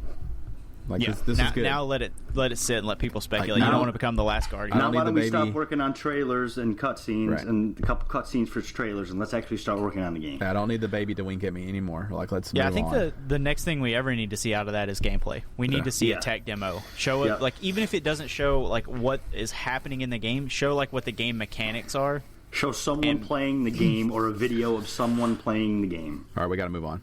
Yeah. All right, moving on. PlayStation Experience 2016 also happened. Why would they do these in the same week? They did like last 2 days time, too. apart. Yeah, that's how it was last year. Jesus. One day after another. One was Friday, one was Saturday. That's right. I guess it was. It's on purpose, so when you're in town for one, you can go to the other. Yeah. Jesus. Yeah, it's fun. When are we going? That's a good question. Patreon goal. A lot of stuff got announced. Sony's PlayStation Experience was very much for the fans, and Sean Layden said it right up front, like, this is for you guys, so it's going to be game after game after game.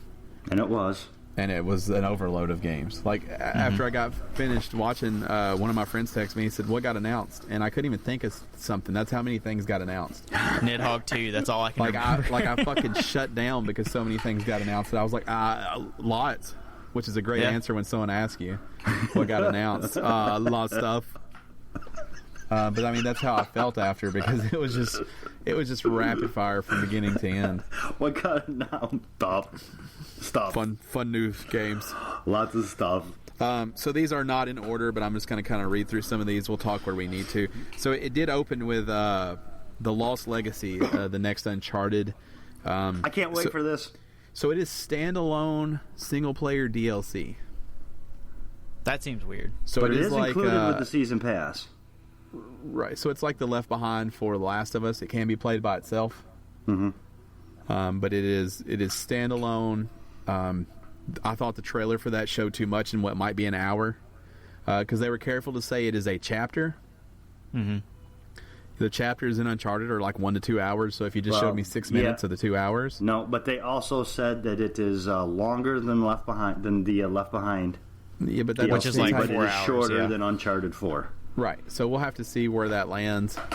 The whole thing was just a reveal for Chloe. Yes, my girl. Which there was so when it started, I was like, this is Uncharted or Tomb Raider. Yeah. Because you could tell it was a girl with dark hair. It felt like Uncharted the whole time, but I was like, there's a chance that it's not. So it's going to tell a story of Chloe and Nadine, I guess, and how Nadine got where she was going, because that's the other girl in the trailer. It looks awesome. A little sneaky for me, but it looks fine. Actually, yeah, because this takes place after... No, I think it's before. Okay. After 3, but before 4. Right. There you go. So it's going to be a relationship with Chloe and Nadine before Nadine ends up being a piece of shit. Which is really interesting because when you played Uncharted 4, there were a lot of questions about how did these people get here. Yeah. So this could kind of provide a bridge to that, which will be cool. And she appears to be on the same side with Chloe. Mm-hmm. So is Chloe playing for the dark side, which she always did, I think, a little bit, you know? That's why we all love her so much. Oh, yeah, I love Chloe. I don't like Chloe. I want to make that clear. I don't like Chloe. Yeah, you do. Deep down, you do. You might keep telling yourself you don't, but deep down, you do. Everybody I've never does. liked Chloe. She's kind of nasty. I like Elena. Let me tell you this. When it comes down to the actual choice, you like Chloe. Yeah. No, I like Elena. But you know what? You can't have Chloe. Because Chloe's going to show you parts of the world you've never seen. But nobody can have Chloe. That's true. She just gives you a little time. You're just a little time. You just get a moment with her. That's why she's perfect. I don't like her. That's why she's perfect for me. Because all I want is a little bit of her time. But that moment never goes away. You think about that moment forever. Eleno game like forever, Eleno. but it's just Crash Bandicoot and Chinese food. That sounds fun. Not for So me. that got announced. It looked cool. That's how they opened the show, which I thought was smart. It set the tone Chloe. for kind of how it was going to go. Chloe. So the rest of these are not in order. I just wanted to start with that one. So Yakuza 6 and Kiwami are coming in 2017. I think one's 2017, one's 2018. Yeah. Yeah. Interesting. Yeah. If you've played Great. one Yakuza, you've played them all. Yeah. No, if you're a that fan, is not. good. That is There you not go. true. 100% stand behind that. If you've played a Yakuza, you've played a Yakuza. I've never played any Yakuzas, and they're all the same. I can tell you that. They are like Shenmue on speed and coke. I do like Coke. The new Marvel vs. Capcom Infinite Different coke. was shown off. It looks cool. There wasn't a whole lot of characters. Mega Man X was in there. Some other people. People have been waiting for this, so it's good. Yeah. I'm Yeah, not it one is. of them, but not They everything's also made for announced me. that Marvel 3 Ultimate Edition was out for PS4 the day of. People care about that. So it's like Super Marvel 3 Ultimate Edition or something. It's got too Something many like names. that. Yeah. Yeah. Alpha Bravo Yeah. edition. Protocol. X2. Alpha Yeah. Protocol Edition. One of the greatest games ever made. That is never what I said. A new Probably Wipeout. the best. A new Wipeout collection was teased. I was Man, more that looks excited cool. when I thought this was a new Wipeout game. Yeah. It's But remastered. it's just the old games This is remastered, the old yeah. ones remastered. It still looks pretty cool. Old Remaster Station 4. Dude, Not I for feel me. pretty good though about this one. And while we're talking about the remaster, the Crash Bandicoot Insane trilogy was shown off. Great. Which is Crash it looks good. Bandicoot's remastered. Go It ahead. does Good. look good, Yeah. but And then there's 3 more remasters And then coming up right Parappa now. the Rapper, Loco Roco, and the Patapon remastered were all shown off. So God damn. So what these are, as far as I know, if I'm Sony, these are just to test the waters on what's the next game. Like, if there's no interest in these, there's no point to make another game. right. But if you see that people are playing Patapon like crazy and buying Patapon like crazy, like maybe that's where you go from here and you make a new Patapon. If people love this Crash Bandicoot collection, maybe you make a new one. I think Here's all of a those crazy are idea. possibilities. What if you leave your old IPs on your old systems and you just make a brand new game and stop remastering shit that has already come out? Like, those games exist. They got to test the Leave waters, them the see what fuck people alone. want. What do people want? People want brand new games. People want Death Stranding. People want People something want new. Crash Bandicoot for years. Let's see It's if they true. really want it or if they just like to talk about it. Mm-hmm. I don't know. I mean, I think these are all just to test the waters to see where they go from here. I mean, but all these games are fun. They were fun at their time for me. I don't know that I'm interested in any of them now, yeah, but they showed that's off just me. Ace Combat 7 in VR, or which will have VR. This game's made for VR. It's like Eve. Yeah, I don't know if they showed much off. This trailer was stupid. I couldn't tell anything that was going on. They showed off other that than- moisture on the glass over and over. Yeah. Just I was like, rain yeah, on looks, that HUD. That son. looks real good. It seems to be more of a story than I remember Ace Combat being, but it's been a long time since I played an Ace Combat. Yeah, I think in part 4 they really turned up the story to like this Iron Eagle style thing. Yeah, it's like Oh my god, I love that movie. What's Yeah. it called in like the NBA 2K and the FIFA? What's it called? Like The career journey. mode, my career. The Journey. Yeah, it's like Ace Yeah, the Combat, Journey, the Journey, like Journey mode, where they're just trying so hard to insert some sort of like, oh, now I got to get in this fucking plane and fly to this fucking place. Actually, the journey Yeah. mode actually kind of makes me want to get FIFA 17. Yeah, moving right along. Our friend Howard just bought FIFA, so Really you'd have doesn't somebody to strike play me against. as a soccer guy. He's never played one. Oh, good time to jump right in then. Knack 2 gets a sequel announcement, and it's going to be co-op. And Need so here's the thing about Knack. Pretty Knack cool. is like a joke, okay, to most people that are most people that know. Yeah. I believe this game is going to sell well. So do I. I believe as big of a joke as Knack is, people kind of sort of enjoyed parts of it, and Sony doesn't have any family-friendly titles. I'm not gonna lie. I like the first one. I liked it. I don't have a problem with it. I mean, I also put my name on the order, so like the Knack is fine for me. I'll and stand Knack behind and- the order. I will stand behind the order 100%. idea Never to let this it day. near my system. The idea that me and Dan could play Knack together, is awesome. Seems all right. I ain't gonna lie to you. That seems okay. Yeah, all right. I saw that when the blue gnat came down. I was like, okay, okay. I ain't mad at you. got me. I ain't mad at you, Mark Cerny. I ain't mad I'm at listening. you. Right. I ain't mad at you, Mark. I'm excited. It looks good. It looks like Gnat. And you're right. And that's the thing is, it's fun. It's family friendly. It had a decent story.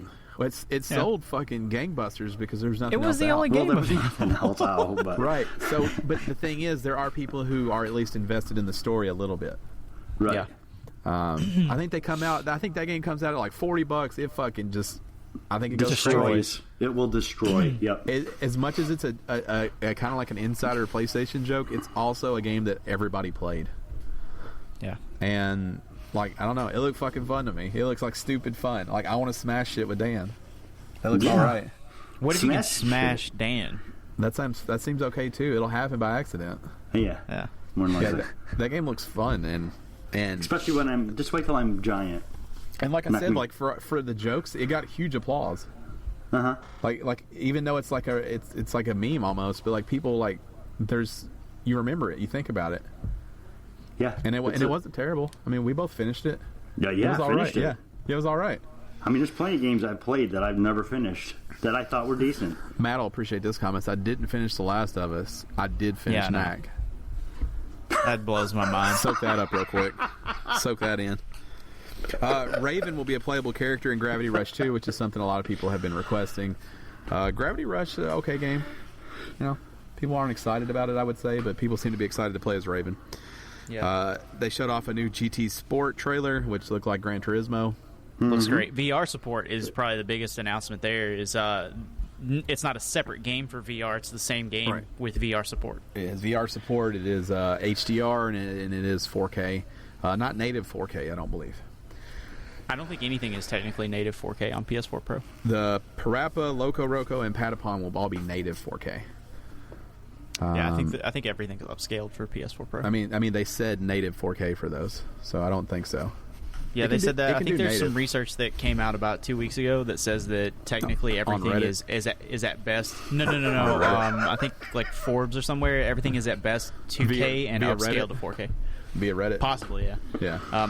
But yeah, I think the big deal with PS4 Pro is it's actually all in 2K upscaled to 4K. At best. Anyways, not native. I'm just gonna go off of what they say since they make it. Well, yeah, go ahead. Whatever Yeah. they said, that's fine. Yeah. Seems like Apple says the best products to buy are Apple. I like it.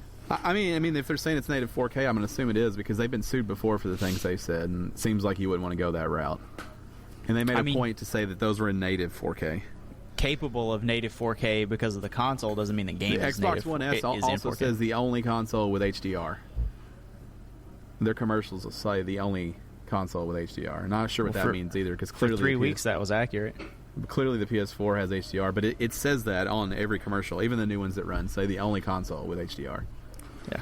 So I don't know. You could just say whatever you want. Ni no Kuni 2 was shown Looks off and announced a trailer. great. It does look great. Studio Ghibli, is that right? Yeah. They're not Level involved. 5 games, Studio Ghibli. Yeah, Studio Ghibli is not the- involved in this one. But Yeah, the art which- still does look on point. Now, I'll tell you what concerns me. I saw a lot of combat with the main character. I didn't see a lot of like the Pokemon vibe. The monster. You catch the creatures, they fight for you. I didn't see a lot of that. That's concerning because that's the charm of this game for me. Yeah. I'm a little concerned about how it's going to turn out if Studio Ghibli didn't work on the story. But weren't. I liked the first game a whole lot, so we'll see. Yeah, it looks good. Grasshoppers Let It Die was available the day of the conference, and it's free. It was always going to be a Maybe one of the free-to-play worst game. trailers I've ever seen.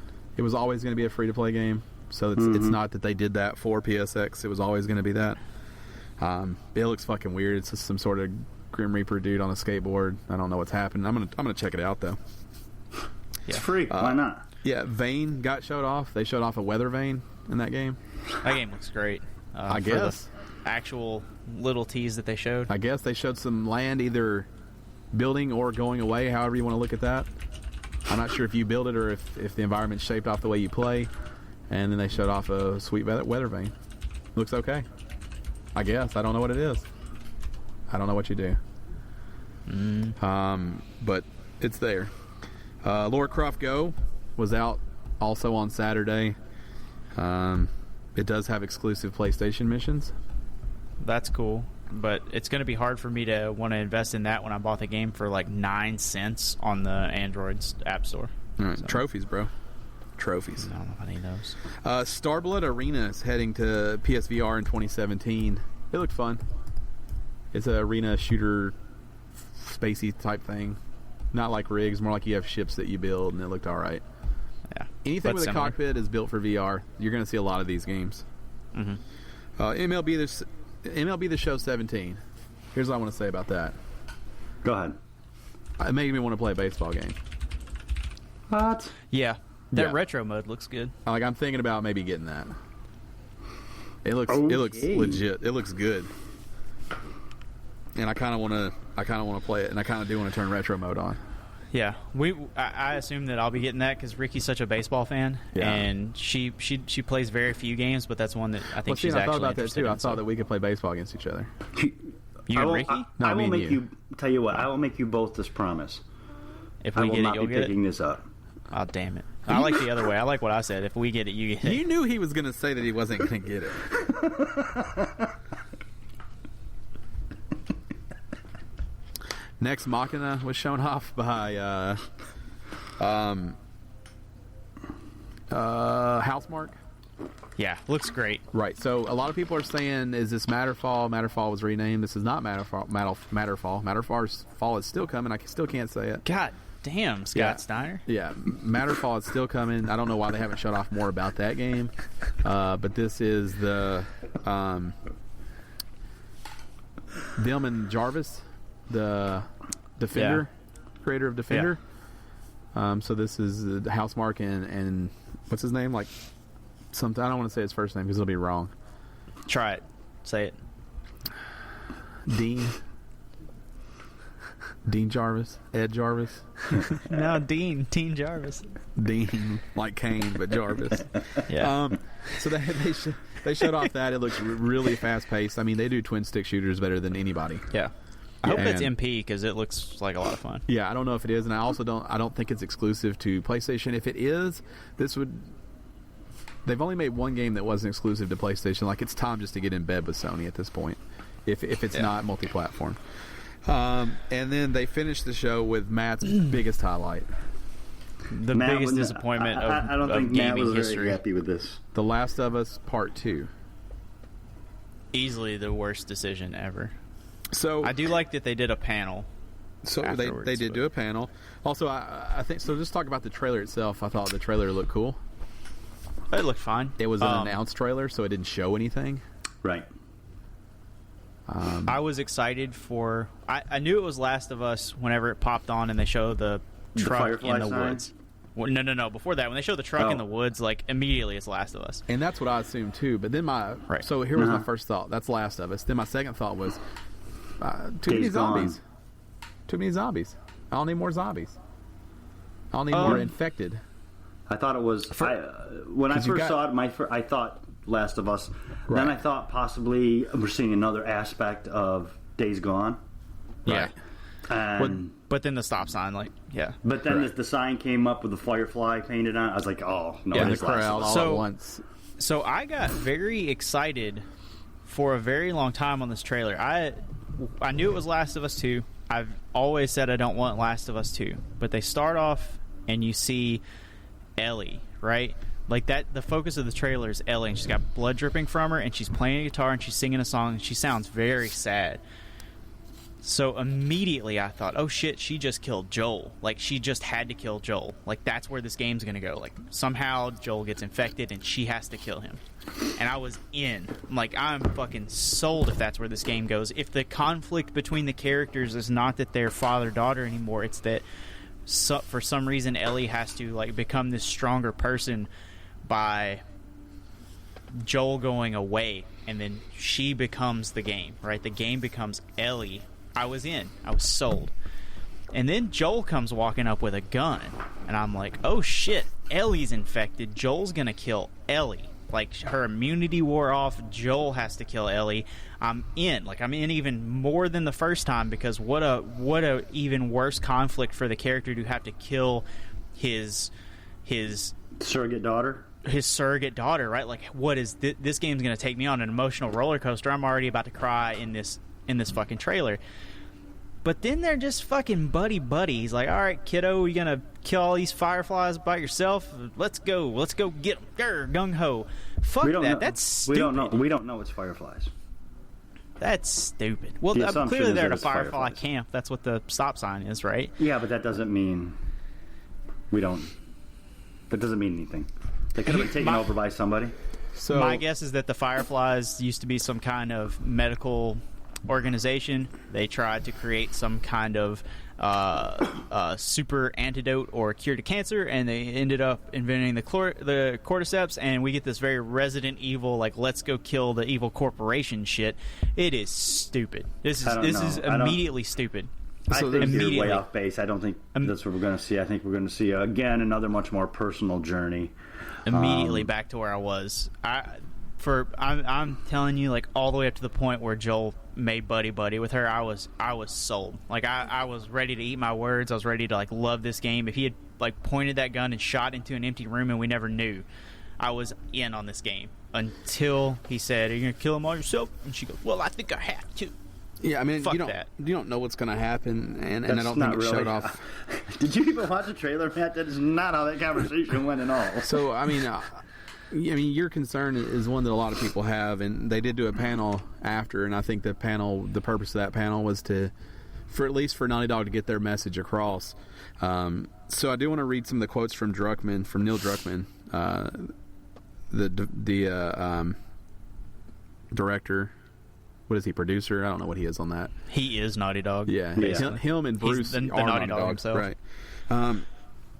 So a lot of people are concerned about that, and he says, quote, "So much thought went into this, and I know there's a lot of people who feel this trepidation about coming back to these characters and revisiting what the ending means and worrying about whether it's going to spoil the first game.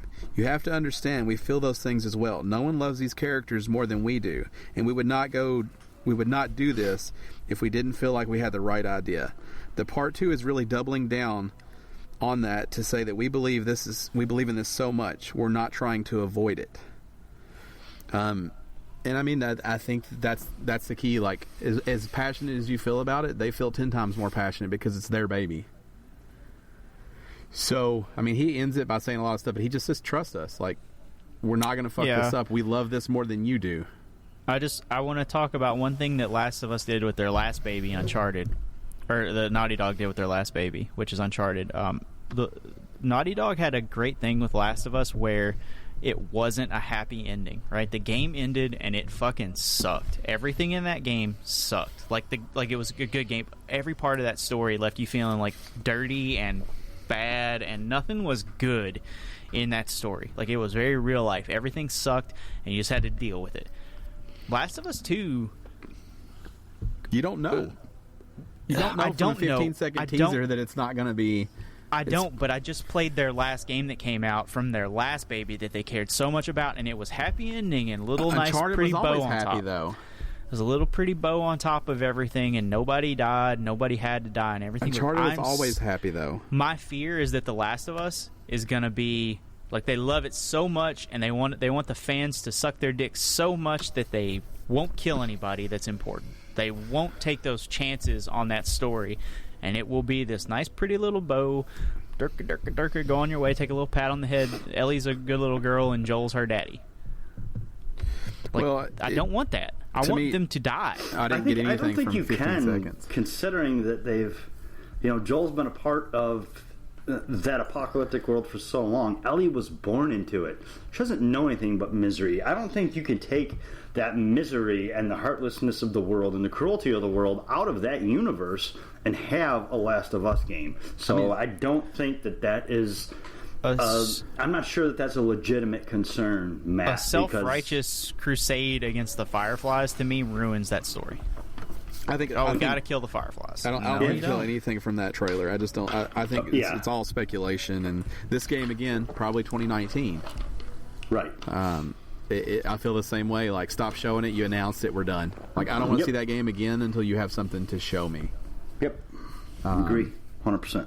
Because right now the internet's running wild with it, and they to me, there are two directions they can go with this game that's going to make it good. One, Ellie dies, one, Joel dies, and they have to die by each other's hands, and if they don't, it's a wash. It's a waste of time. So they did say that you will predominantly play as Ellie. Mm-hmm. So I assume that means at some point you will take control of someone else. She's the main. She's the main character in this game, and she is 19 years old in this game. She was always the main character in The Last of Us. You just played as Joel. Right. So she's 19, so she is older. And you can tell from the trailer. She was 15 in the 14? Yeah, I think 15. Maybe 14. In The Last of Us? Yeah, so it's a few years down the road. Yeah. So there will be a lot that has happened It'll be interesting along that to way. see. Yeah. So I think it was a good way to close that show out. I think it was smart for them to do the panel after to either ease the concerns or not, but at least to address them instead of just ignoring it. Mm-hmm. Hey, we know you're worried about it, but Naughty Dog doesn't seem to answer to anybody. They don't seem to answer to Sony. They're one of the few companies that you see do their thing. So when they say trust us, we're going to do right by you, like I have to assume that they will. The Last of Us didn't strike a chord with me, so they can't do wrong by me because the first one didn't grab me. Right, I don't see you having like a vested interest in this game at all. Right, I'm going to buy it because that's how I roll, and I still want to play the first one, but I mean, who knows? So to me, they can't do wrong. But a lot of people imagine the multiplayer. I imagine the same multiplayer. The multiplayer was fine, and that's why we kept going on that for a while. But that game, like that's single player story. Nothing's ever come close to that. The last thing, Kojima did announce at his panel that he will be using Horizon Zero Dawn's engine from Guerrilla for Death Stranding. It looks like a fantastic engine, and I don't know what else Guerrilla's going to use it for. Probably another Killzone. So it makes sense to get this engine out there, and he's been shopping around since he left for something. So, Matt's excited about that. Yeah, I'm not interested in Horizon, but I never said the game love was Killzone. Love it. Hey, if you go back and remember when we started talking about this, and everybody said, "Oh, it's going to be an Insomniac engine, it's going to be whatever." One of the first ones I said was the Killzone 3 engine from Guerrilla. So I didn't actually think it would be a Sony engine. Yeah, but because I don't know whether or not he owns that IP. I don't know what they worked out, but it's he's all in for Sony right now. Mm-hmm. Yeah. So my two picks were Frostbite and Guerrilla's engine for Killzone. So I think yeah, but knowing that he's in bed with Guerrilla, I think Kojima Productions is going to get in bed with Sony pretty quick. It's the engine for Horizon, so that's the only game it's been used for. The engine looks fantastic to me, but how easy it is to work in everything, I wouldn't begin to know. But it looks cool. I mean, Horizon looks like it is capable of doing a lot, which his games would need to do. So I don't know. I thought it was cool though for him to nail that down, because that's how do you keep showing off stuff for your game? You don't even have an engine. Yeah. So that's the first trailer came out. He had no engine. I mean, surely he had that. What are you showing me? That. Surely he had that in the bag way later.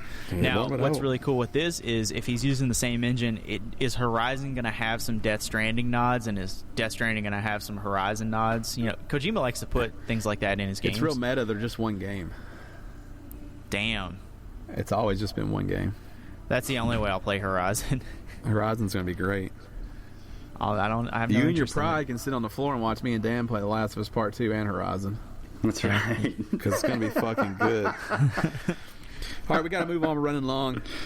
Yeah. Let's jump to Gone But Not Forgotten. This week, we have a gem. We probably don't. No, it's not a bad game. Well, I don't think it's a bad game, of Alpha course. Protocol. It is not Alpha Protocol. It's that 2003 gem Freedom Fighters by IO Interactive. Oh, no. I remember Freedom Fighters. Freedom Fighters was good. Yeah, I remember it. I enjoyed Freedom Fighters. Freedom Fighters was... it takes place in... I like alternate universes. It takes place in an alternate universe after... as if the Germans had won World War II. Or the Russians had won the Cold War. Yeah. And you are tasked with... You're a plumber. Russia invades New York City. And you are part of the resistance to take back the city, so to speak. third-person shooter. You were able to recruit people and give them simple commands: attack, follow, set up camp, whatever it was. But it was really, really well done. It was very dark. The story had some minor twists, nothing major. It was really pretty straightforward, but it was extremely well done. Like I said, I'm a alternate history buff anyway. I think we've talked about it before, that I like alternate histories, so I like the Homefront games, things like that. So I really, really had a great time with this game. It was one of my first experiences, I think, with multiplayer. It was pretty much capture the flag style multiplayer. But again, it was well done. It wasn't available. For some reason, the multiplayer you couldn't get on the PC, but you could get on the consoles. Which didn't make sense to me at the time, but hey, what the fuck do I know? Check it out on YouTube. This is like Badass Mario in the real world. I'm willing to bet this doesn't hold up, though. I'm willing to bet it doesn't hold up either. Yeah. It doesn't look as good. The gameplay is going to be very simple, probably, considering what we're used to now. But at the time, I absolutely, I still have such fond memories of this game. I remember when I played Homefront: The Revolution, or when I'm playing it, when I first put it in and started playing, I was, man, why couldn't this be Freedom Fighters? Because I liked Freedom Fighters better than I liked the Homefront series. You can check it out on YouTube. It's probably not going to hold up. Ryan's right. But it'll give you an idea of what it was and how far that type of game has come in just 13 years. So that's Freedom Fighters. Developed by IO Interactive, published by EA. Dan's going to do State of Emergency next time. Yeah. I'm not. I hated that movie. Or hated that game. That'll be fun. Remember the stickers? You must be 18 to buy this. This game's too hardcore for stores. I'm going to do the original APB. That's what I'm going to do. I got home and I was like, what is this? Not APB Reloaded, the original. On PC. That's the I'm only going to do Strong Bad's awesome game for really cool Actually, people. I'm gonna do APB Bad Reloaded is on Xbox. I'm going to do Bad Dudes. StarCraft. Because they're bad dudes. Ooh, I'm going to do Metal Gear. Just to piss Matt off. I just thought of a good one. And I'm going to say things that are just factually inaccurate about it. All right. Go for it. You play as Venom Snake. You play Matt's as a gonna lose his shit. You're gonna watch his head explode on video. You play as Rattlesnake. Rattlesnake. And Rattlesnake Jones. yeah. Or better yet, you play as Cobra Commander. Yeah. It's a snake. That's canon, actually. So it's fine. Matt's eyes twitching right now. Yeah. Just like that baby in Death Stranding. Yeah, what's wrong with that baby's eye? I don't know, man. He just popped off a hard wink, though. Well, I've seen on the internet some speculation, which really, technically, this probably can't go anywhere. The baby is Kojima? No, the baby is Venom Snake. Is he? He's blind in one eye. The cuts seem to match up. Is he That wouldn't make winking sense. Morse code? Yeah, blind in Yeah. one eye. They're calling it SOS. blind. So, Well, yeah. but I don't see how they could be because maybe Hideo because he got doesn't him- own Metal Gear. Konami does. Well, also, so John isn't blind from birth. He gets shot in the face in Metal Gear Solid 3. That's how he loses that eye. maybe he's winking because he's got him in a Aquafina bottle. Probably that. Yeah. Yeah.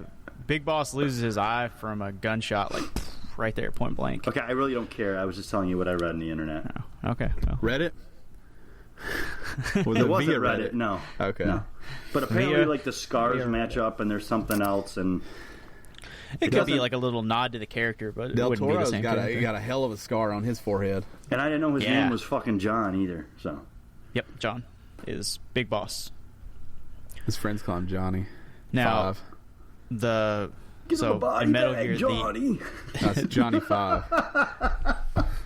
the doppelganger of Big Boss, that's paramedic. Para-medic. I What'd don't you know do, what Dan? paramedic's one is. Wow, can we talk about something the fuck This else? is your fault.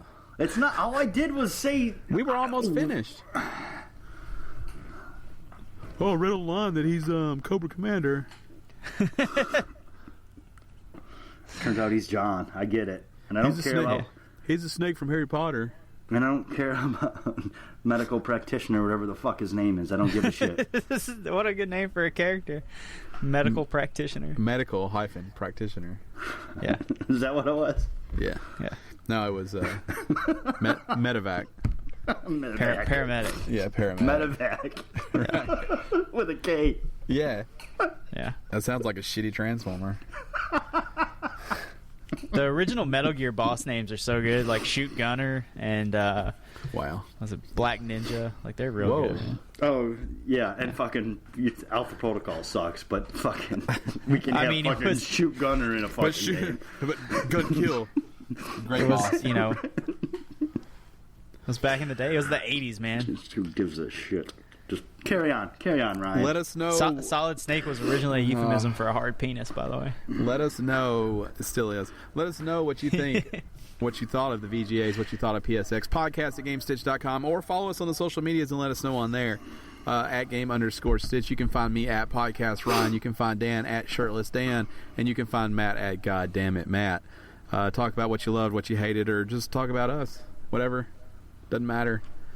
Make sure you support us over on Patreon if you want to. Patreon.com/GameStitch. We've got goals. We've got rewards. We're trying to do some fun things. $4 away from playing a back catalog game. So get over there and interact with us. Yeah, get it done.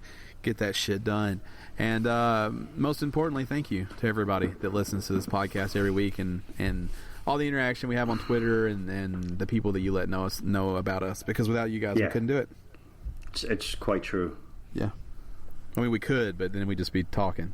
It's a fair assessment. Just be the three of us having a conversation. It'd be pretty yeah, we much really like always, like to stay away from that as much as possible. Wouldn't be a podcast then, right? Yeah.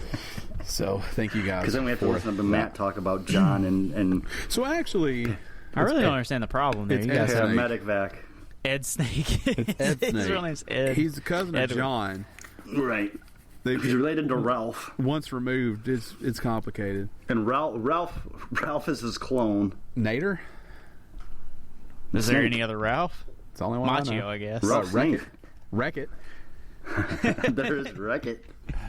The one and only. Your boy Wreck-It. That's one word, too. Wreck-It. Wreck-It Snake. It's German. Wreck-It Snake. Wreck-It Ralph Snake. Naked Snake. That's a real snake. That was Naked Snake. Does he have clothes on? Yeah. So it's inaccurate. So, yeah, sure is. Lies. Yeah. Big Boss, Venom Snake, and Naked Snake are all the same person. Oh, great. I'd like to continue this conversation, but I have to go do anything else.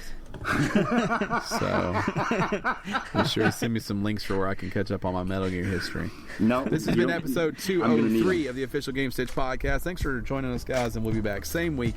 Wait, same time, same place next week. I think that's right. Same week? All right. Wait. I mean, we'll be back at the same week next year. That's true. But that seems like a lot of build-up for something that's really far away. Kojima. Right. It's going to be... Right. Druckmann. Neil. Bruce. I can't think of anybody else that showed something way too far out. I don't know. I wish something big would have just launched that day, like something huge. Right, like Fallout 5. Here's Fallout 5. Yeah, like I wish somebody should have walked out and been like, Uncharted 5 is available today. And isn't that what we always say, though? Wouldn't it be cool for a large game to launch like on the day of? They'll never. Why can't you work on this? Well, it can't because too many people are involved and everybody can't keep their mouth shut because they want their 15 minutes. Right. You're the real problem, America. I thought you were going to say me. I was going to get mad. No, I got to go. I'm about to sneeze. Good night. All right. Good night. Good night. Go Giants.